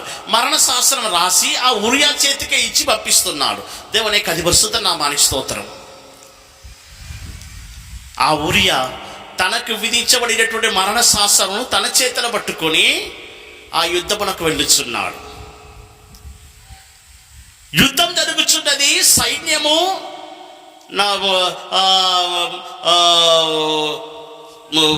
సైన్యం యుద్ధములో ఉండగా ఇంకా నేను నా ఇంటికి వెళ్ళుదునా, నేను యుద్ధానికే వెళ్తానని చెప్పి వెళ్ళినటువంటి అమాయకుడైన ఉరియాను దావీదు అన్యాయంగా చంపేశాడు. ఆ సంగతులంతా మనకు బాగా తెలుసు. దేవునికి అది పరిశుద్ధ నామానికి స్తోత్రం. దావీదు యొక్క పాపమును అతనికి బయలుపరచు నిమిత్తమై దేవుడు ప్రవక్తను పంపిస్తున్నాడు. ప్రవక్త వచ్చి ఏమంటున్నాడంటే ఐశ్వర్యవంతుడు ఒక్కడు ఉన్నాడు, బీదవాడు ఒక్కడు ఉన్నాడు. ఐశ్వర్యవంతుని ఇంట్లో ఎన్నో గొర్రెలు ఉన్నాయి, మేకలు ఉన్నాయి. అతను ఐశ్వర్యవంతుడు, చాలా మృగ జీవములు అతని ఇంట్లో ఉంటున్నవి. బీదవాని ఇంట్లో ఒకే ఒక గొర్రెపిల్ల తప్ప వేరే ఏమీ లేదు. ఒక చిన్న బిడ్డవలే ఆ బీదవాని ఇంట్లో ఆ గొర్రెపిల్ల ఎదుగుచూ ఉండేను. ఐశ్వర్యవంతుని ఇంటికి త్రోపరకన వెళ్ళే ఒకడు వచ్చాడు. దేవునికి స్తోత్రం. అతని కొరకు ఈ ఐశ్వర్యవంతులు ఏం చేశారంటే ఇతని ఇంట్లో ఎన్నో గొర్రెలు ఉన్నాయి, మేకలు ఉన్నాయి, మృగ జీవములు ఉన్నాయి. అయినా అవన్నిటిని విడిచిపెట్టి ఆ బీదవాని యొక్క చిన్న గొర్రెపిల్లను పట్టుకొని అతనికి విందు చేయించాడు. దేవునికి స్తోత్రం. ఈ మాట ప్రవక్త చెప్పి నోరు మొయ్యలే, ఇంత చెప్పాడు అంతే. వెంటనే దావీదేమని చెప్పుచున్నాడు, అతను చంపబడాలి, అతను ఎక్కడ ఉన్నా సరే అతన్ని తీసుకురండి, అతను చంపబడాలని అంత ఉగ్రత కోపముతో మాట్లాడుచున్నాడు దావీదు. ప్రవక్త ఏమని చెప్పుచున్నాడు, ఆ మనిషి వేరెవరో కాదు, నువ్వే అని చెప్పుచున్నాడు. దేవునికి స్తోత్రం. అంటే దీన్ని బట్టి మనం ఏమని అర్థం చేసుకొనిచున్నాం, చేసిన పాపం చేసిన ఆ నేరము దావీదు యొక్క జీవితంలో, దావీదు యొక్క హృదయంలో ఉంటున్నది. నేను పాపం చేశాను అతని తెలుసుకున్నాడు. కానీ ఆ పాపమును కప్పిపెట్టే నిమిత్తమై ఆ పాపమును మూసివేయాలని ఇతనికి ఎవరికి కనబడవద్దని అమాయకుడైన ఉరియాని చంపివేశాడు. దేవునికి స్తోత్రం. ఆ చిన్న గొర్రెపిల్లను తీసుకున్నాడు, ఆ గొర్రెపిల్లను చంపివేశాడు. ఆ పాపం చేసిన వ్యక్తి దావీదే. దేవునికి స్తోత్రం. ఆ దావీదు ఆ పాపం చేసిన ఆ బీదవాని యొక్క గొర్రెపిల్లను చంపివేశాడని ఆ ఐశ్వర్యవంతుడు చేసిన నేరములు వినిన వెంటనే ఇతడు కోపములో ఏమంటున్నాడు, అతడు చంపబడాలి అని చెప్పుచున్నాడు. దేవునికి స్తోత్రం. మానవుని యొక్క సైకాలజీ ఎట్లా అంటే, మానవుని యొక్క సైకాలజీ, మనుషులు కొట్టే మనస్తత్వం ఏంటంటే, మనుషుల యొక్క జీవితంలో ఏ పాపము క్రియ చేస్తుందో, ఎన్నో పాపాలు ఉన్నాయి, ఏ పాపము మనుషుని పట్టి పీడిస్తుందో, ఏ పాపములో మనుషునికి పోరాటం ఉంటున్నదో గమనించండి. నేను చెప్పే మాటలు మీరు శ్రద్ధగా గమనించాలి. ఏ పాపములో మానవునికి పోరాటం ఉంటుందో ఆ పాపములో ఇంకొక వ్యక్తి చేసినప్పుడు ఓరవడు, ఇంకొక వ్యక్తి చేసినప్పుడు ఇతడు కోపంలో రేగిపోతాడు. ఇంకొక వ్యక్తి ఆ పాపం చేసినప్పుడు ఆ మనిషి ఏం చేయడు, ఓరవడు. దేవునికి స్తోత్రం. చెన్నై పట్టణం దగ్గర 2 లారీ నిండా, ట్రక్ నిండా డబ్బులు పట్టుకున్నారు. డబ్బు మొత్తం 500 నోట్ల కట్లు. దేవునికి స్తోత్రం. 2 ట్రక్ నిండా డబ్బులు, మొత్తం డబ్బులు, currency note, original currency note. దేవునికి స్తోత్రం. ఒక వ్యక్తి వచ్చి ఏమని చెప్పుచున్నాడంటే, అయ్యో అన్నా, మొత్తం 2 ట్రక్ నిండా డబ్బాట పట్టుకున్నారట. దానిలో ఏదో ఒక చిన్న బాక్స్, ఒక చిన్న కట్ట నాకు దొరికితే చాలు, నేను బతికిపోతాను. దేవునికి స్తోత్రం. అయ్యో అంత డబ్బా, అయ్యో అంత డబ్బా, అయ్యో అంత డబ్బా అని ఈయన రాత్రి పగలు నిద్రపోవట్లే. దేవునికి స్తోత్రం. అయ్యో అంత డబ్బు దొరికిపోయిందా, ఎక్కడో డబ్బు దొరికింది, ఎవరో పంపించారు, ఏదో జరిగిపోయింది, ఈయనకెందుకు నిద్ర పట్టట్లే. దేవునికి స్తోత్రం. ఈయన విలపిస్తూ ఉన్నాడు. ఎప్పుడు చూసినా దాని గురించే మాట్లాడుచున్నాడు. కారణం ఏంటి? ధన అపేక్ష, డబ్బు మీద ఆశ ఉన్నవి కాబట్టి. దేవునికి అది పరిశుద్ధ నామానికి స్తోత్రం. ఒక మనుషుని యొక్క జీవితంలో ఏ పాపములో అతను పోరాడుచున్నాడో, ఏ పాపము అతని యొక్క జీవితంలో క్రియ చేస్తుందో, ఆ పాపము ఇంకొకరు చేసింది చూసినప్పుడు అతడు ఓరవడు, అతని కోపం వస్తుంది, అతను భరించడు, అని సహించడు. ఏ పాపములో మీరు పోరాడుచున్నారు మీ మనసాక్షికి తెలుసు. దేవునికి స్తోత్రం. పరిశుద్ధాత్మ దేవుడు మన మధ్యలో ఉన్నారు. ఏ పాపములో మీకు పోరాటం ఉంటున్నది? ఏ పాపములో, ఏ పాప విషయమై మీరు శోధింపబడుచున్నారు? దేవుడు ఎవరిని శోధించేవాడు కాడు. ప్రతి మనుషుడు తన స్వకీయమైనటువంటి దురాశల వలన ఈడ్వబడి శోధింపబడుచున్నాడు. అతని మనస్సు మరల కలపబడుచున్నది, అతని మనస్సు త్రిప్పబడుచున్నది, అతను తన సమాధానమును కోల్పోవచ్చున్నాడు. దేవునికి అది పరిశుద్ధ నామానికి స్తోత్రం. పోరాడి పోరాడి పోరాడి మానవుడు జీవిస్తున్నాడు. ఈ దినములలో మీ జీవితంలో దేని విషయమే మీరు పోరాడుచున్నారు? ఏ పాపం వల్ల మీకు పోరాటం ఉంటున్నది? మీ మనస్సాక్షిని పరిశీలించి చూడండి దేవుని బిడ్డలారా. దేవుని కది పరిశుద్ధ నామానికి స్తోత్రం. భక్తుడైన యోబు ఇంతొక మంచివాడే, ఒక నీతిమంతుడు, యథార్థపరుడు, దేవుని ఎదుట మంచి సాక్ష్యం పొందిన వారు. ఎందుకు యోబుకి ఈ శోధన కలిగింది? దేవుడు తన బిడ్డని కష్టపరచాలని కోరుకుంటున్నారా? శోధించాలని కోరుకుంటున్నారా? దేవుడు ఎవరిని శోధించరు, ఎవరిని శోధించువారు కారు. భక్తుడి యోబు జీవితంలో ఒక పోరాటం ఉండే, ఒక భయం ఉండే. ఏమని? నా ఎదుండి వెళ్ళిపోతుందో ఏమో, ఈ ఆస్తులని పోగొట్టుకుంటానో ఏమో, ఏదో ఒక రోగం నన్ను పట్టుకున్నానో ఏమో, నా పిల్లలు నేను పోగొట్టుకుంటానో ఏమో, నా ఆస్తులని ఎదుండి తొలగిపోవనో ఏమో. పిల్లలు విందు చేసుకుంటారు. ఒక్కొక్కరు పుట్టిన రోజులో వాళ్ళు ఏం చేస్తారంటే తన సహోదరులందరినీ కూడా పిలిపించి పిల్లలు వారు విందు చేసుకుంటారు. మరుసటి దినం ఉదయకాలమున పిల్లలందరినీ లేపుతారు. లేచి మీ శుద్ధి చేసుకోనండి, మీరు ఏదైనా మీ మనసులో పాపం చేసి ఉంటే, దేవుని దూషించి ఉంటే, దేవునికి కోపం వచ్చి ఇవన్నీ ఆశీర్వాదాలు, ఈ ఆస్తి పాస్తులు మొత్తం అనేది వెళ్ళిపోతుందేమో, మీరు చనిపోతారేమో, అందువలన దేవుని దుఃఖపరిచి ఉంటారేమో, అందరు బలి చెల్లించండి అని మరుసటి దినము ఉదయకాలమే లేచి తన పిల్లల్ని బలి చెల్లించినట్టు చేస్తాడు. దేవుని కది పరిశుద్ధ నామానికి స్తోత్రం. భక్తుడిని యోబు జీవితంలో కలిగిన ఆ శోధన అది యోబులో ఉన్నటువంటి భయమును బట్టి కలిగినది. ఏది వచ్చునని నేను బహుగా భయపడితినో అదే నాకు సంభవించినది. నాకు నెమ్మది లేదు, నాకు స్వస్థత లేదు, నాకు విశ్రాంతి లేదు అని భక్తుడైన యోబు విలపించుచున్నాడు. దేవుని కది పరిశుద్ధ నామానికి స్తోత్రం. ఈ దినములలో దేవుడు మిమ్మల్ని శోధించుచున్నారా, లేక శోధించుచున్నారని మీరు చెప్పుచున్నారా? దేవుడు ఎవరిని శోధించేవాడు కారు. నీ జీవితంలో ఉన్నటువంటి పాప విషయంలో నీకు పోరాటం ఉంటున్నది, నీ పోరాడుచున్నావు. దేవునికి స్తోత్రం. మలాకి గ్రంథము 3వ అధ్యాయం 3-4 వాక్యం చదువునట్లయితే, మలాకి గ్రంథము 3వ అధ్యాయం 3-4 వచనములు, వెండిని శోధించి నిర్మలము చేయువాడైనట్లు కూర్చుని ఉండును, లేవీయులు నీతిని అనుసరించి. 2వ వచనం చదువు. అయితే ఆయన వచ్చు దినమును ఎవరు సహింపగలరు? ఆయన ఆగపడగా ఎవరు ఓర్వగలరు? ఆయన కంసాలి అగ్ని వంటి వాడు, చాకలివాని సబ్బు వంటి వాడు. వెన్నిని శోధించి నిర్మలము చేయువాడైనట్లు కూర్చుని ఉండును, లేవీయులు నీతిని అనుసరించి యెహోవాకు నైవేద్యములు చేయునట్లు వెండి బంగారములను నిర్మలము చేయు రీతిని ఆయన వారిని నిర్మలులను చేయును. చూడండి, దేవుడు కంసాలి అగ్ని వంటి వాడై ఉన్నాడు, చాకలి వారి సబ్బు వంటి వాడై ఉన్నాడు. కంసాలి అగ్ని వంటి వాడై ఉన్నాడంటే అర్థం ఏంటి? ఆ కంసాలి ఏం చేస్తున్నాడంటే ఒక వస్తువును, వెండి బంగారమును అగ్నిలో పెడతాడు. వెండి బంగారమును ఆయన పుటం వేసి నిర్మలము చేయరీదిగా ఆయన కూర్చుండి ఉండును. వెండి బంగారమును ఎందుకు అగ్నిలో పెడతారు? అగ్ని, ఇప్పుడు అగ్ని గురించే మనము వాక్యమని వినుచున్నాం. అగ్ని బాప్తిస్మమును గురించే వాక్యాన్ని వినుచున్నాం. అగ్నిలో ముంచబడాలి. దేవునికి అది పరిశుద్ధ నామాని స్తోత్రం. ఈ వెండి బంగారములో ఉన్నటువంటి కల్మసము తొలగిపోవాలంటే తప్పకుండా అగ్నిలో పెట్టవలసిందే, అగ్నిలో ఉంచబడవలసిందే. అందుకే దేవుడు ఆ కంసాలి అగ్ని వంటి వాడై ఉన్నాడు, సాకలి వాని సబ్బు వంటి వాడై ఉన్నాడు. దేవునికి స్తోత్రం. ఈ వెండి బంగారములో ఎలాగో నిర్మూలము చేస్తున్నారు, దానిలో ఉన్నటువంటి కల్మసం అంతా తొలగిపోవాలి. అందుకే అగ్నిలో పెట్టబడుచున్నది. శోధన ఎందుకు వస్తుంది?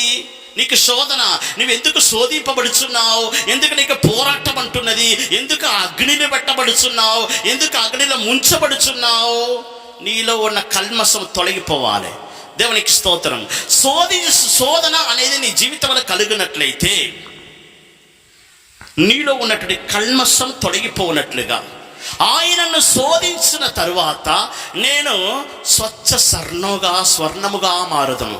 బంగారం అనేది మట్టిలో, భూమి కింద మట్టిలో నుండి తీయబడుచున్నది.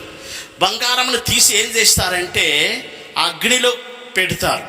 అగ్నిలో కాచినప్పుడు, అగ్నిలో ఉంచినప్పుడు ఏమవుతుందంటే నీళ్ళవలే అది కరిగిపోతుంది. దానిలో ఉన్నటువంటి మలినత, దానిలో ఉన్నటువంటి కల్మషము ఇదంతా దాని మీదకి అలాగ తేలుతూ పైకి వస్తాయి. అప్పుడు కల్మషమును తీసేస్తారు, ఒరిజినల్ బంగారం దొరుకుతుంది. దేవునికి స్తోత్రం. అగ్నిలో పెట్టబడినప్పుడు, అగ్నిలో ముంచబడినప్పుడు దేవునికి స్తోత్రం, వెండి బంగారములో ఉన్నటువంటి ఆ కల్మషం అంతా తొలగించబడి నిర్మలంగా మార్చబడుచున్నది. దేవుడు నిన్ను అగ్ని వంటి శోధనలో ముంచినప్పుడు నువ్వు దేవుని ప్రశ్న అడుగుచున్నావు. దేవా, నా జీవితంలో ఎందుకు శోధన? నా జీవితంలో ఎందుకు ఇటువంటి శోధన అనుమతిస్తున్నావు? కారణం ఒక్కటే ఉంటున్నది, దేవుడు మనసుని శోధించువాడు కాడు. నీ స్వకీయమైన దురాశల వల్ల ఈడువబడి నీలో ఉన్నటువంటి కల్మషం వలనే శోధించబడుచున్నావు. దేవుని పరిశుద్ధ నామానికి స్తోత్రం. అందుకే మొదటి పేతురు రాసిన పత్రికలో 1వ అధ్యాయం 7వ వాక్యం చదువమ్మా.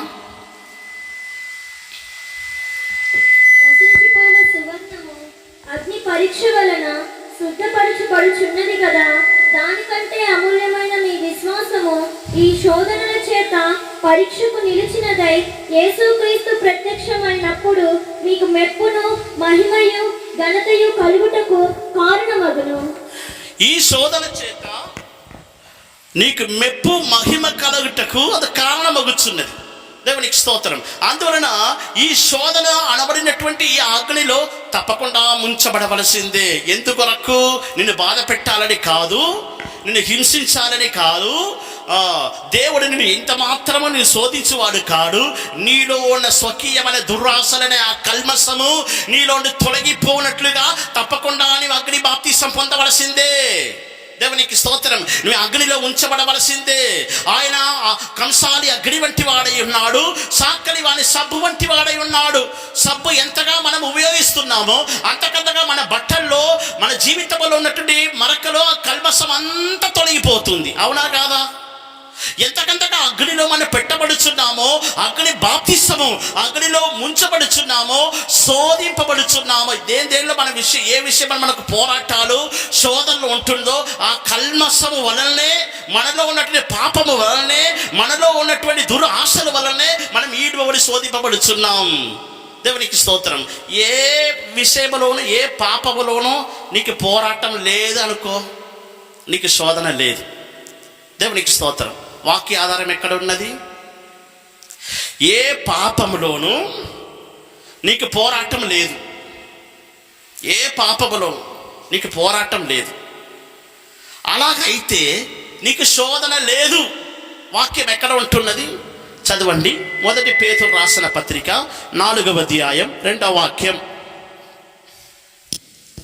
అట్టి శరీర విషయములలో శ్రమపడిన వాడు శరీరమందు జీవించు మిగిలిన కాలము ఇక మీదట మనజాషులను అనుసరించి నడుచుకొనక దేవుని ఇష్టానుసారముగానే నడుచుకొనున్నట్లు పాపముతో జోడి ఇక నేమియూ లేక పాపముతో జోడి ఇక ఏమీ లేక అతడు ఉండును.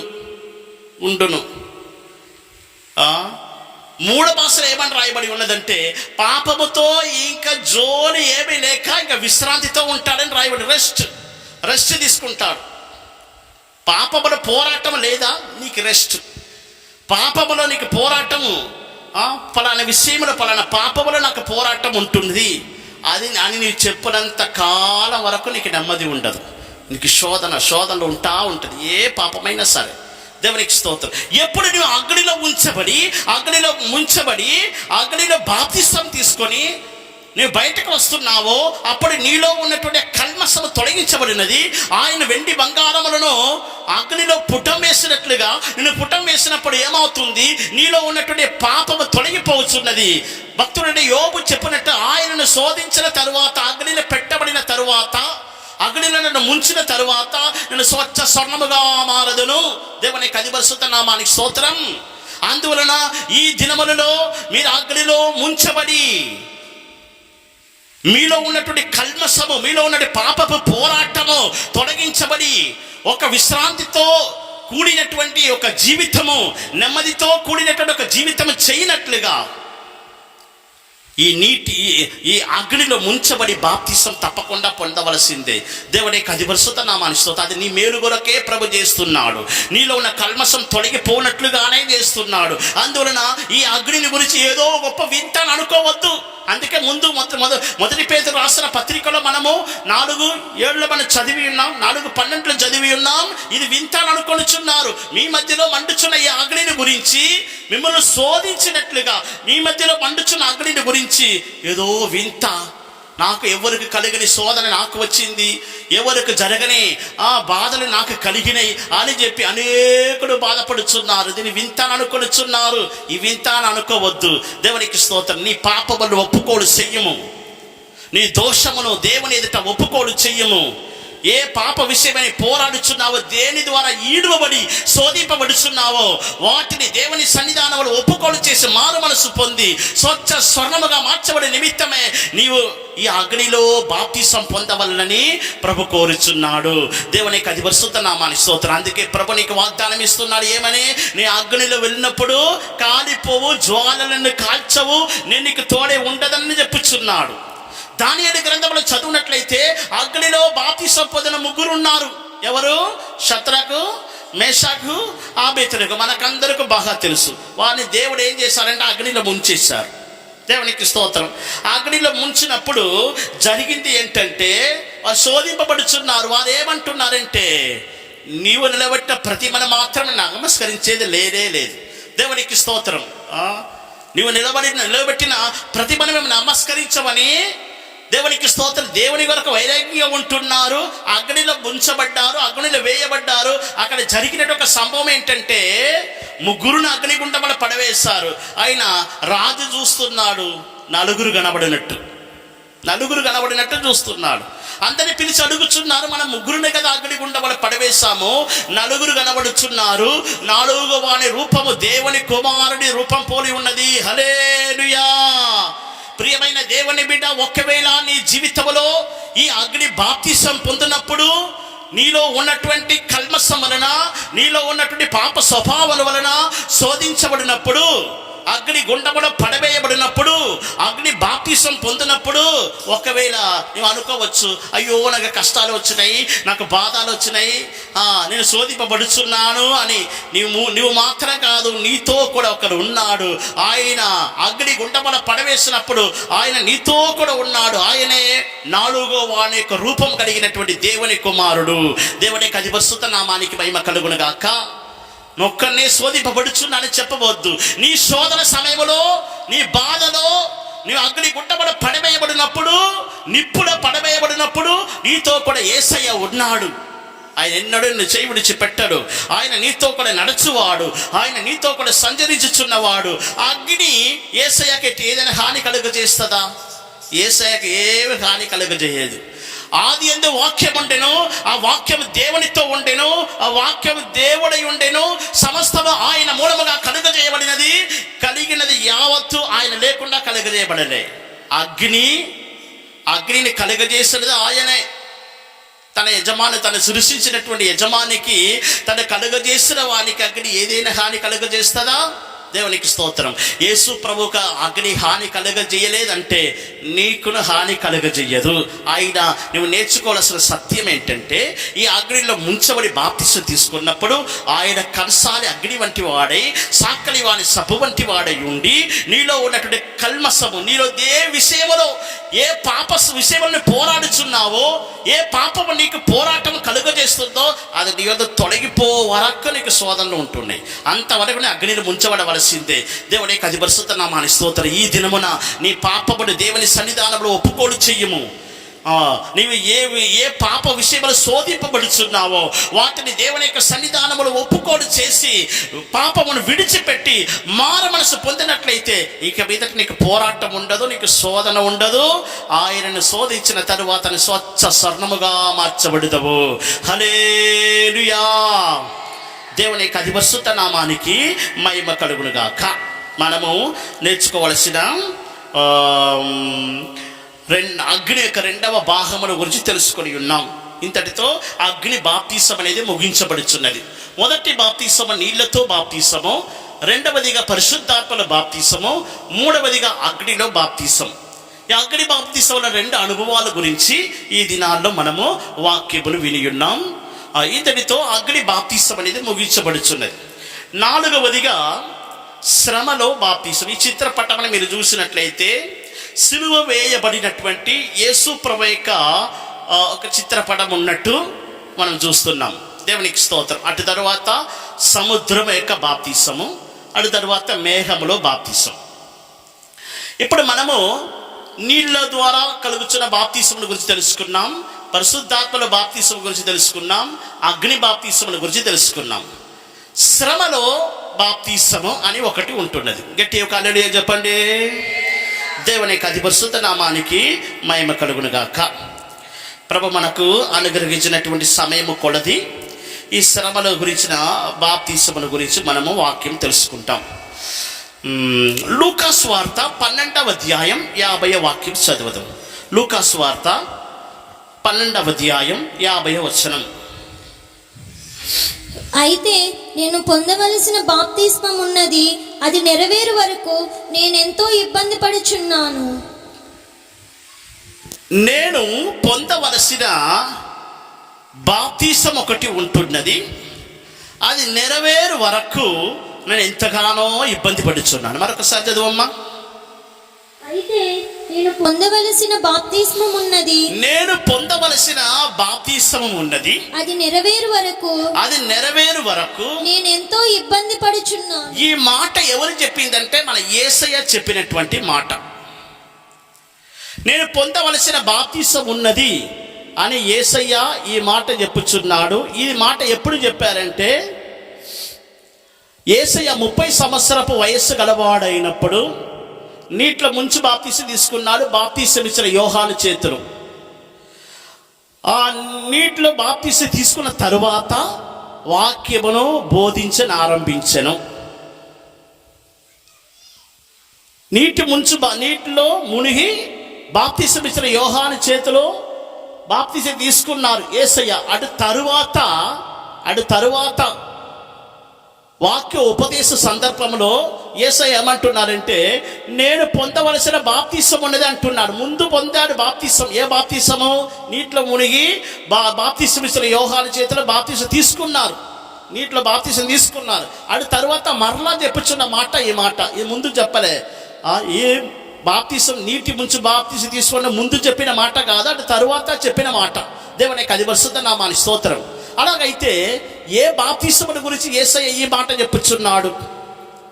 నేను పొందవలసిన బాప్తీసం ఒకటి ఉంటున్నది. ఇంకొక విధంగా చెప్పాలంటే నేను పొందవలసిన ఇంకొక బాప్తీసం ఉంటున్నది, అది నెరవేరు వరకు నేను ఎంతగానో ఇబ్బంది పడుచున్నాను అంటున్నాడు. దేవుని యొక్క పరిశుద్ధ నామానికి స్తోత్రం.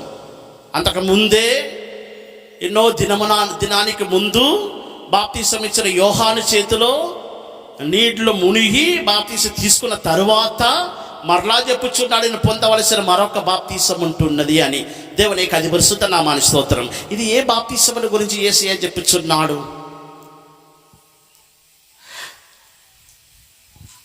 నీళ్ళ బాప్తీసము, పరిశుద్ధాత్మల బాప్తీసము, నా వెంట వచ్చువాడు పరిశుద్ధాత్మతోను అగ్నితోను నీకు బాప్తీసం ఇచ్చువాడు, అగ్ని బాప్తీసం ఉన్నది. ఆడు తరువాత మరొక బాప్తీసం ఉంటున్నది. యేసయ్య చెప్పుచున్నాడు, నేను పొందవలసిన మరొక బాప్తీసం ఉంటున్నది. దేవునికి అది పరిశుద్ధ నామానికి స్తోత్రం. అది నెరవేరు వరకు నేను ఎంతగానో ఇబ్బంది పడుచున్నాను. ఈ బాప్తీసం ఏమిటి? అది నెరవేరు వరకు నేను ఎంతగానో ఇబ్బంది పడుచున్నానని చెప్పుచున్నాడు. దేవునికి స్తోత్రం.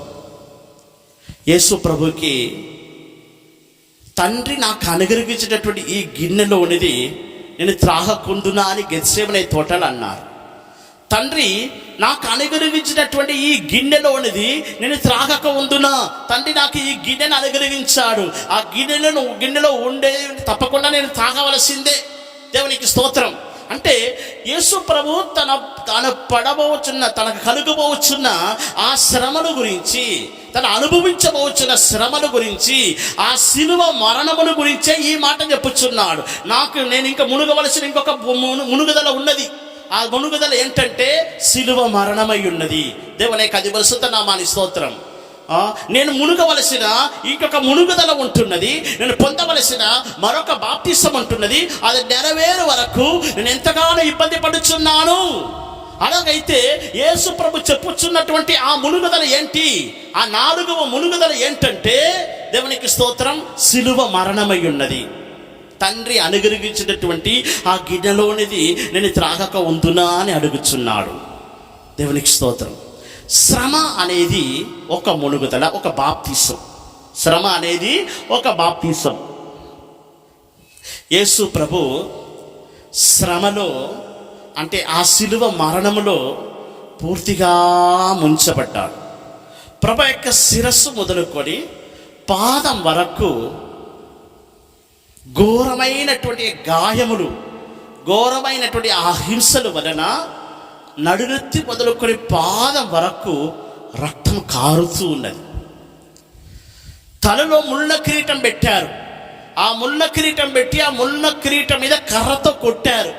అప్పుడు ఆ ముళ్ళు అనేది అలాగ తలలో దిగిపోయినందువలన ముఖమంతా రక్తం కారుచున్నది. కొరడాలతో యేసుప్రభు యొక్క శరీరము దున్నబడినది. యేసుప్రభు యొక్క వీపు కొరడాలతో దున్నబడినది. దేవునికి స్తోత్రం. ఎంతొక ఘోరమైనటువంటి మరణము, ఘోరమైనటువంటి శ్రమ అనేది యేసుప్రభు యొక్క జీవితంలో కలిగి ఉన్నదంటే ఇంత అంత అనేది మనం ఇంత అని మనం చెప్పడం అసఖ్యం కానిది. దేవునికి అది పరిశుద్ధ నామానికి స్తోత్రం. ప్రభు యొక్క 2 చేతులు మేకులతో కొట్టబడినది. ప్రభు యొక్క 2 కాళ్ళు మేకులతో కొట్టబడినది. శరీరమంతా దుండబడి రక్తం కారుచున్నది. శ్రమలో యేసు ప్రభు అలాగే ముంచబడ్డాడు. తండ్రి అనుగ్రహించిన గిన్నెలోనిది యేసు ప్రభు అలాగే త్రాగి ఉన్నాడు. శ్రమలో ముంచబడినట్లయితే, ఆ శిలువ మరణములో ముంచబడినట్లయితే అది ఎంతో ఒక భయంకరమైనటువంటి ఒక వేదన. శ్రమలో ఒక బాప్తిసం ఉంటున్నది. దేవుని యొక్క పరిశుద్ధ నామానికి స్తోత్రం. అనేక దేవుని బిడ్డలు ఏమనుకుంటున్నారంటే ఈ క్రైస్తవ జీవితం అనేది సుఖభోగమైన ఒక జీవితం అనుకుంటున్నారు. మరికొందరు ఏమనుకుంటున్నారంటే ఈ క్రైస్తవ జీవితము, ఈ పెంతెకోస్తు జీవితం అనేది మంచిగా తెల్ల బట్టలు వేసుకొని ఆదివారం గుడికి వెళ్ళి, ఆదివారం చర్చికి వెళ్ళి ప్రార్థన చేయటం వలన ఈ జీవితము చాలా సొగుసైన ఒక జీవితం అని చాలామంది అనుకుంటున్నారు. దేవుని పరిశుద్ధ నామానికి స్తోత్రం. దేవునికి స్తోత్రం. ప్రియమైన దేవుని బిడ్డలారా, మీ జీవితంలో నీళ్ళు మునిగి బాప్తిసం పొంది ఉండవచ్చును, పరిశుద్ధాత్మ అభిషేకం అనే బాప్తిసం పొంది ఉండవచ్చును, అగ్ని అభిషేకం పొంది ఉండవచ్చును. ఈ 3 సారి మీరు మునిగి లేచారు. ఇక 4వసారి మీరు మునిగి లేవలసిన ఒక బాప్తిసం ఉంటున్నది. అది ఏంటంటే శ్రమలో పూర్తిగా మునుగుదల. శ్రమలో పూర్తిగా నీ నడునెత్తి మొదలుకొని నీ అరికాల వరకు పూర్తిగా శ్రమలో ముంచబడాలి. అదొక బాప్తిసం అనేది ఒకటి ఉంటున్నది. దేవునికి స్తోత్రం. ఇది ఎంతమంది ఇష్టపడుతున్నారో తెలియదు. అన్నీ మనకు కావాలి.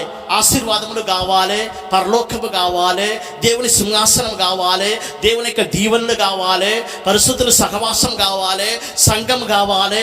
అన్నిటినీ మనం కోరుకుంటాం. శ్రమల్ని ఎవరైనా కోరుకుంటారా? దేవునికి స్తోత్రం. ఈ క్రైస్తవ మార్గం అనేది శ్రమల్లోనే పునాది వేయబడినది. అది ఎవ్వరు మర్చిపోవద్దు. యేసు ప్రభువు యొక్క శిష్యుల్లో 11 మంది వారు మరణించిన విధానమును మనం చూసినట్లయితే చరిత్రం చెప్పుచున్నది. చాలా ఘోరమైనటువంటి మరణము, చాలా ఘోరమైనటువంటి హింసలు, చాలా ఘోరమైనటువంటి శ్రమను అనుభవించి మరణించి ఉన్నారు. పేతురు సంఘమునకు మొదటి అపోస్తలుడు. యేసుప్రభు మూలరాయి, అది తర్వాత పేతురుడి రాయిని పెట్టుకొని ఆ రాయి మీదనే, ఈ బండ మీదనే సంఘమును కట్టుదునన్నాడు. సంఘానికి మూలరాయి పక్కన ఉంచబడినటువంటి రాయి పేతురు అనే రాయి. అయినా అతని మరణం ఎంత ఘోరంగా ఉండేది తెలుసా?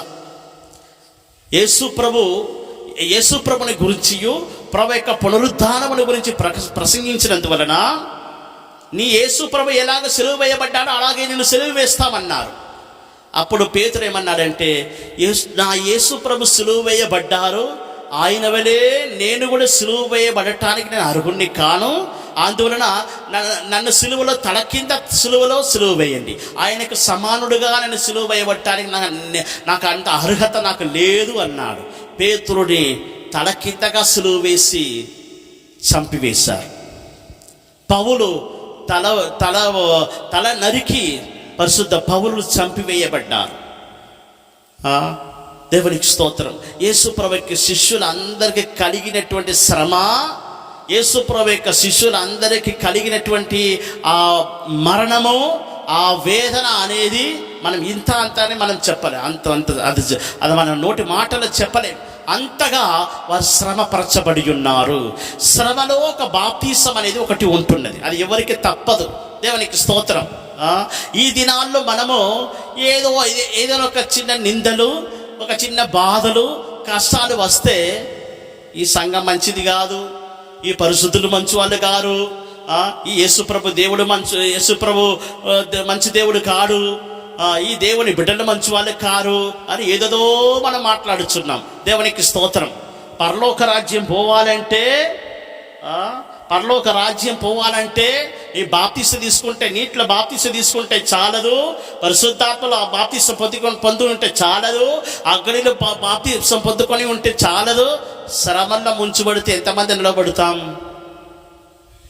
శ్రమల్లో మన నడునెత్తి మొదలుకొని మన పాదం వరకు శ్రమలో పూర్తిగా ముంచబడి, శ్రమలో మునుగుదల, శ్రమలో స్నానం చేస్తే ఎంతమంది నిలబడతామో, ఎంతమంది పరారైపోతామో అది దేవునికే తెలుసు. దేవునికి స్తోత్రం. మన మనసాక్షికి తెలుసు. పాత నిబంధన కాల భక్తులు కంటే ఈ కొత్త నిబంధన కాల భక్తులు ఈ 2000 సంవత్సరముగా ఎంతమంది శ్రమపరచబడి ఉన్నారు. హతసాక్షుల యొక్క పుస్తకం అనే ఒకటి ఉన్నది. అందరం ఇంట్లో పెట్టుకుని చదవండి. బైబిల్ తరువాత మనం చదవవలసిన 2 పుస్తకాలు ఉన్నాయి. బైబిల్ తరువాత ఫస్ట్ బైబిల్ చదవాలి, అది తర్వాత 2 పుస్తకాలు మన ఇంట్లో ఉండాలి. ఒకటేంటంటే యాత్రికుని ప్రయాణం అనే ఒక బుక్ ఉంటున్నది, ఆ పుస్తకం చదవండి. అది తర్వాత హతసాక్షుల యొక్క పుస్తకం తప్పకుండా ప్రతి ఒక్కరికి ఇంట్లో ఉండాలి. ఈ 2000 సంవత్సరములుగా క్రైస్తవులు, నిజమైన దేవుని బిడ్డలు ఎంతగా హింసింపబడి ఉన్నారని హతసాక్షుల యొక్క పుస్తకం మనం చూడగలం. దేవునికి స్తోత్రం.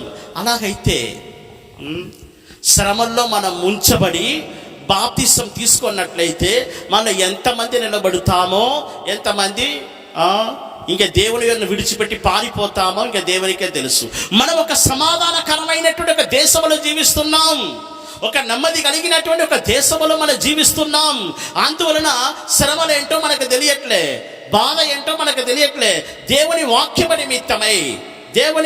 నిమిత్తమై సత్యమ నిమిత్తమై ఆయనతో కూడా శ్రమను అనుభవించుటకు మనకు అనుగ్రహింపబడి ఉన్నదని వాక్యములో మనం చూస్తున్నాం. దేవుని పరిశుద్ధ నామానికి స్తోత్రం. 2 తిమోతికి రాసిన పత్రిక 2వ అధ్యాయం 12వ వాక్యం చదివినట్లయితే 2 తిమోతికి రాసిన పత్రిక 2వ అధ్యాయం 12వ వాక్యం. సహించిన వారమైతే ఆయనతో కూడా ఏలుదుము, ఆయనను ఎరుగమంటే మనలను ఆయన ఎరుగనను. శ్రమలు సహించిన వారమైతే మనం ఆయనతో కూడా ఏలుదము. ఎవరు ఆయనతో కూడా ఏలుబడి చేస్తారంటే శ్రమను అనుభవించిన వారు మాత్రమే. దేవునికి అది పరిశుద్ధ నామానికి స్తోత్రం. ఆయనతో కూడా ఏలుబడి చేసేవారు ఎవరంటే శ్రమను అనుభవించిన వారు మాత్రమే. దేవునికి స్తోత్రం. పరిశుద్ధ పౌలు యొక్క శ్రమల గురించి మనం చెప్పినట్లయితే అది ఇంత అంత కాదు. పరిశుద్ధ పౌలు యొక్క శ్రమలు, ఆ శ్రమలు మనకు కలిగినట్లయితే మనం ఎంతమంది నిలబడతామో తెలియదు. పౌలు యొక్క శ్రమల గురించి ఏమని చెప్పుచున్నాడంటే 2 కొరింథీయులకు రాసిన పత్రిక 11వ అధ్యాయం 23వ వాక్యం నుండి చదివినట్లయితే 2 కొరింథీయులకు రాసిన పత్రిక 11వ అధ్యాయం 23వ వచనం. వారు క్రీస్తు పరిచారకుల వెర్రివాని వలె మాట్లాడుచున్నాను, నేనును మరి ఎక్కువగా క్రీస్తు పరిచారకుడను మరి విశేషముగా ప్రయాసపడి తిని, మరి అనేక పర్యాయములు చెరసాలలో ఉంటిని, చెరసాలలో ఉంటిని, దెబ్బలు తింటిని, అనేక మారులు ప్రాణాపాయములో ఉంటిని. మంచిగా చదవాలి, భయముతో చదవాలి, మంచిగా చదవాలి. చదువు త్వరగా చదువు. 5 మారులు 1 తక్కువ 40 దెబ్బలు తింటిని. యూదుల చేత 40 దెబ్బలు తింటిని. 3 బెత్తముతో కొట్టబడి తిని, ఒకసారి రాళ్లతో కొట్టబడి తిని, 3 ఓడ పగిలి శ్రమపడి తిని, ఒక రాత్రింబగలు సముద్రములో గడిపి తిని, అనేక పర్యాయములు ప్రయాణములలోను నదుల వలెనైన ఆపదలను దొంగ వలెనైన ఆపదలలోను నా స్వజనుల వలనైనను. ఆ వాక్యం ఒక్కసారి అందరి ఇంటికి వెళ్ళి చదువుకోండి. ఎంతగా ఆయన శ్రమపరచబడి ఉన్నాడని తెలుసుకోనగలం. దేవునికి స్తోత్రం. యేసు ప్రభు ఎంతగా శ్రమలో ముంచబడి ఒక స్నానం తీసుకొని ఉన్నాడో, కల్వరి మరణం అనేది యేసు ప్రభుకు కలిగినటువంటి ఒక బాప్తిసము, యేసు ప్రభుకు కలిగిన ప్రతి శ్రమలు అనేది ఆ శ్రమను పూర్తిగా ఆయన ముంచబడి ఉన్నాడు, బాప్తిస తీసుకున్నట్టు. దేవునికి అది పరిశుద్ధ నామానికి స్తోత్రం. భక్తులు ఎంతగా హింసింపబడి ఉన్నారు. పౌలు యొక్క హింసలు, శ్రమల గురించి ఎన్నో మన వాక్యములు మనం చూస్తున్నాం. దేవునికి స్తోత్రం. ఈ పెంతెకోస్తు జీవితం అనేది, ఈ క్రైస్తవ జీవితం అనేది ఏదో ఇది ఒక గొప్ప అందరి ముందు మంచి సొగసైనటువంటి ఒక జీవితం అనేది అనుకోవద్దు. అది ఎక్కువ కాలం అట్లా ఉండదు. దేవునికి స్తోత్రం. దేవుని వాక్యమ నిమిత్తమై శ్రమ పడుటకు మనకు అనుగ్రహింపబడి ఉన్నది. దేవుని వాక్యమ నిమిత్తమై, ఉపదేశం నిమిత్తమై, సత్యమ నిమిత్తమై మనం ఎలాగ ఎంచబడాలి తెలుసా? మనం ఎలాగ ఎంచబడాలి ఈ లోకస్తుల వలన? 1 కొరింథీయులకు రాసిన పత్రిక 4వ అధ్యాయం 13వ వాక్యం చదివినట్లయితే, 1 కొరింథీయులకు రాసిన పత్రిక 4వ అధ్యాయం 13వ వచనము. దూషింపబడియు బతిమాలుకొనుచున్నాము, లోకమునకు మురికిగాను అందరికి పెంటగాను ఇప్పటి వరకు ఎంచబడి ఉన్నాము. చూడండి, పౌలు తన జీవితంలో లోకమునకు మురికిగాను పెంటతో సమానముగానే ఎంచబడి ఉన్నాం. దేవునికి స్తోత్రం. ఈ లోకాస్తులకు మనము ఎలాగ కనబడాలి? ఏదో గొప్పవారుగా, ఈ లోకాస్తుల దృష్టిలో ఏదో గొప్ప స్థానములో కాదు, మురికిగాను పెంటతో సమానముగాను మనం ఎంచబడే స్థితి మన జీవితంలో కలిగినట్లయితే ఎంతమంది సత్యములు నిలబడదాం? ఎంతమంది శ్రమలు, దేవుని వాక్యమ నిమిత్తమై కష్టాలు, బాధలు, ఉపద్రవాలు మన జీవితంలో కలిగినప్పుడు, శ్రమలు మన జీవితంలో కలిగినప్పుడు ఎంతమంది సత్యము కొరకు, వాక్యము నిమిత్తమై, ఉపదేశము నిమిత్తమై నిలవబడబోచున్నాం? అది మనము ఆలోచించుకోవాలి. తప్పకుండా శ్రమలో ఒక బాప్తిసం అనేది ఒకటి ఉంటున్నది. దేవుని యొక్క నామానికి స్తోత్రం. దీని గురించిన మిగిలిన కార్యములు రేపటి దినం మనం తెలుసుకొనేదాము. అందరి కళ్ళు మూసుకొనేదాము. శ్రమల మధ్యలో కూడా మనము ఆయనతో కూడా ఏలుటకు మనకు ప్రభు కృపను అనుగ్రహించుచున్నాడు. ఆయనతో కూడా మనము శ్రమను అనుభవించినట్లయితే యుగాయుగములు మనము ఆయనతో కూడా ఏలదము. శ్రమను అనుభవించాలంటే దానికి తగినటువంటి కృప మనకు కావాలి. ఆ శ్రమల మధ్యలో నిలవబడే కృప మనకు అనుగ్రహిస్తున్నాడు. దేవునికి స్తోత్రం. అందరి కళ్ళు మూసుకొడదాము, అందరు లేచి నిలబడదాము. ఈ దినములో మనం వినిన వాక్య ప్రకారం శోధనలు శ్రమల గురించి విని ఉన్నాం.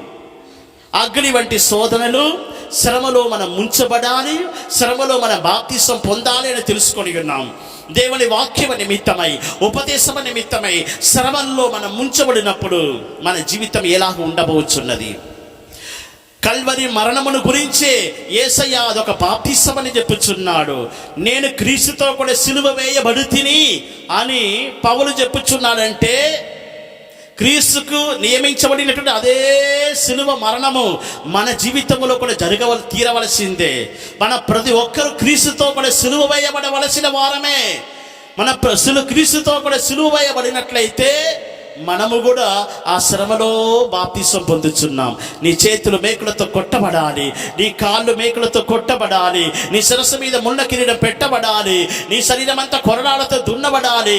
క్రీస్తుతో కూడా నేను సిలువ వేయబడితిని ఆ వాక్యం నీతో కూడా నెరవేర్చబడినట్లుగా ఆ శ్రమలో ఒక బాప్తిసం అనేది నీకు నియమించబడి ఉన్నది. దేవునికి స్తోత్రం. ఆయనను శ్రమల్లో ఒక సంతోషం అనేది ప్రభు మనకు అనుగ్రహించుచున్నాడు. క్రీస్తు నిమిత్తమై నువ్వు శ్రమ పడినట్లయితే ఆయనతో కూడా ఏలుదువు. శ్రమపడుటకు కావలసిన కృపను ప్రభు నీకు అనుగ్రహించుచున్నాడు. శ్రమలు దేవుని వాక్యం నిమిత్తమై మనం అనుభవించినట్లయితే దాని వెంటనే దేవునికి కృప మన మీదకి వస్తుంది. ఎందుకొరకంటే ఆ శ్రమను సహించే కృప, ఆ శ్రమలను సహించే కృప సమృద్ధిగా మన మీద కుమరించబడుచున్నది. అందువల్ల అందరూ దేవుని వాక్యమునకు సమర్పించదము. ప్రభువా, నా జీవితములను శోధనల మధ్యలో వెళ్ళినప్పుడు నీవు నాకు తోడై ఉందువు. నేను శ్రమలో బాప్తిసం పొందే సమయంలో నీవు నాకు కృపను అనుగ్రహించదవు. అందరూ దేవుని ఆత్మచేత నింపబడదము. పరిశుద్ధాత్మ దేవుడు మన మధ్యలో సంచరించుచున్నాడు. హల్లెలూయా. స్తోత్రం, స్తోత్రం, స్తోత్రం, స్తోత్రం. నేను క్రీస్తుతో కూడా సిలువ వేయబడుతుని అని పౌలు చెప్పినట్లుగా ఆ వాక్యం మన పట్ల నెరవేర్చబడాలి అంటే మనం మునుగవలసిన మరొక స్నానం ఉంటున్నది, బాప్తిసం ఉంటున్నది. అదే సిలువ మరణము. ఆమేన్. క్రీస్తుతో కూడా నీవు సిలువ వేయబడినట్లయితే నీ చేతులు మేకులతో కొట్టబడినప్పుడు నీ క్రియలు పాప క్రియలకు నీవు మరణించదవు. నీ కాళ్ళు మేకులతో కొట్టబడినప్పుడు నీ కాళ్ళ వలన దేవుని చిత్తము లేని స్థలములకు వెళ్ళుచున్నావు. అందువలన నీలో పాప ప్రవేశిస్తున్నది. నీ పాప మనకు చనిపోవచ్చున్న స్థితిలో నీ కాళ్ళకు మేకులు కొట్టబడాలి. నీ తలంపులు, నీ ఊహలు, నీ ఆలోచనలు ఇవన్నిటిలో పాప ప్రవేశించున్నది కనుక నీ తల మీద ముళ్ళగిరిలు పెట్టబడాలంటే, క్రీస్తుతో కూడా సిలువ వేయబడినప్పుడు నీ శిరస్సు మీద ముళ్ళగిరిలు పెట్టబడాలంటే నీ తలంపులు, నీ ఊహలు, నీ ఆలోచనలు ప్రవేశించిన పాప విషయమై చనిపోవాలి. ఆమేన్. ఈ పాప శరీరము, ఈ పాప విషయమై పూర్తిగా చనిపోయినప్పుడు మాత్రమే క్రీస్తుతో కూడా నువ్వు సిలువ వేయబడుదవు. క్రీస్తుతో కూడా శ్రమను అనుభవించగలవు. క్రీస్తుతో కూడా శ్రమలో బాప్తిసం పొందగలవు. ఆమేన్. ఎంతమంది దేవుని వాక్యం మనకు సమర్పించుకొనిచున్నారు. అందరూ దేవుని ఆత్మకు మిమ్మల్ని మీరు మీ హృదయాన్ని తెరవండి, మీ శరీరాన్ని సమర్పించండి. పరిశుద్ధాత్మ దేవుడు మన మధ్యలో సంచరించుచున్నారు. హల్లెలూయా, హల్లెలూయా, హల్లెలూయా, హల్లెలూయా. అందరూ ఒక మాట చెప్పండి. ప్రభువా, నేను శ్రమలో బాప్తిసం పొందే కృప నాకు అనుగ్రహించుము. నేను ఎన్నో విధమైన రీతిగా కొరతలు కలిగి ఉన్నాను. నేను శ్రమను సహించలేకపోవచ్చున్నాను. నిందల అవమానమును సహించలేకపోవచ్చున్నాను. పెట్టతో సమానంగా ఎంచబడినా సరే, మురికిగా ఎంచబడినా సరే, నేను అవమానపరచబడినా సరే, నేను నిందించబడినా సరే, ప్రభువా ఆ శోధనలో ఆ శ్రమలో నేను మునిగినా సరే సంతోషంగా దాన్ని సహించు నిమిత్తమై నాకు కృపను అనుగ్రహించమని దేవుని యొక్క అడగండి. ఎంతమంది శ్రమ పడుచున్నారు? దేవుని వాక్యమ నిమిత్తమై, ఉపదేశమ నిమిత్తమై, సత్యమ నిమిత్తమై శ్రమ పడుచున్నారా? మీరు ధన్యులు, మీరు ధన్యులు. ప్రభు మిమ్మల్ని శ్రమలో బాప్తిసం తీసుకున్నట్టు చేసుకొనిచున్నారు. ఆమేన్. క్రీస్తు నిమిత్తం వచ్చే నింద, క్రీస్తు నిమిత్తమై కలిగే శోధనలు, క్రీస్తు నిమిత్తం కలిగే శ్రమల మధ్యలో నీవు వెళ్ళినప్పుడు శ్రమలో బాప్తిసం పొందే నిమిత్తమే ప్రభుని నడిపించుచున్నానని నమ్ముము దేవుని బిడ్డ. హల్లెలూయా హల్లెలూయా హల్లెలూయా. శ్రమ లేకపోతే నీ ఒళ్ళు బాగవదు, శ్రమ లేకపోతే నీ దేహము పసిపిల్ల దేహం అనే మార్చబడదు. నీ ఒళ్ళు బాగై నీ శరీరము పసిపిల్ల దేహం అనే మార్చబడి యేసయ్య రాకడలో ఎత్తబడి పరలోక రాజ్యములో నువ్వు ప్రవేశించాలంటే క్రీస్తు నిమిత్తమై శ్రమలో ముంచబడాలి. నిందలు అవమానముల గురించి భయపడుచున్నావా? నిందలు బాధలు అవమానములో కురిగిపోవచ్చున్నావా? పెంటతో ఎంచబడి నిమిత్తమై, మురికిగా ఎంచబడి నిమిత్తమై, దేవుని వాక్యము నిమిత్తమై నిన్ను నిందించినప్పుడు నువ్వు కురింగిపోవద్దు. ఆ శ్రమలు నీకు నియమించబడి ఉన్నవి. ఆమె దాని తగినటువంటి కృపను ఇప్పుడే ప్రభు నీకు అనుగ్రహించుచున్నాడు. పరిశుద్ధాత్మ దేవుని మన మధ్యలో సంచరించుచున్నారు. ఆమేన్ హల్లెలూయా. అందరూ ఆ శ్రమలో బాప్తిసం పొందండి. క్రీస్తుతో కూడా సిలువ వేయబడుడి. ఆ సిలువ మరణమనే బాప్తిసము, సిలువ మరణమనే శ్రమను పొందే బాప్తిసం ఉన్నది. దానిలో మనం మునిగితేనే మన దేహము పసిపిల్ల దేహం వలె మార్చబడును. దేవుని రాజ్యమునకు వారసులుగా మార్చబడగలము. హల్లెలూయా హల్లెలూయా. అందరు ఆత్మలు నింపబడండి. ప్రభువా కృపను అనుగ్రహించమని దేవునితో కూడా మొరపెట్టండి. పరిశుద్ధాత్మ దేవుడు మన మధ్యలో సంచరించుచున్నారు. దేవుని మహిమ మన మధ్యలో ప్రకాశించుచున్నది. హల్లెలూయా హల్లెలూయా హల్లెలూయా హల్లెలూయా హల్లెలూయా. ఆమె సోతరం సోతరం సోతరం సోతరం సోతరం సోతరం సోతరం. హల్లెలూయా. ని మతట మెనకసు మన తటమన మేగడు మెనాయ్ అద బాద హీతన పద పుడ పద వద పద బకద పద గట మనాయ్. హల్లెలూయా హల్లెలూయా హల్లెలూయా. స్తోత్రం స్తోత్రం స్తోత్రం. శ్రమలలో సంతోషించు వారికి నిరీక్షణ కలుగునుగా. శ్రమలలో సంతోషించు వారికి నిరీక్షణ కలుగునుగా. ఈపటి వ్యాధి బాధలన్నీయో, ఈపటి వ్యాధి బాధలన్నీయో మరచి జీవించువారు నిత్యమై మన పొందెదరు. మరచి జీవించువారు నిత్యమై మన పొందెదరు. శ్రమలలో సంతోషించు వారికి నిరీక్షణ కలుగునుగా. సంతోషించు వారికి నిరీక్షణ కలుగునుగా.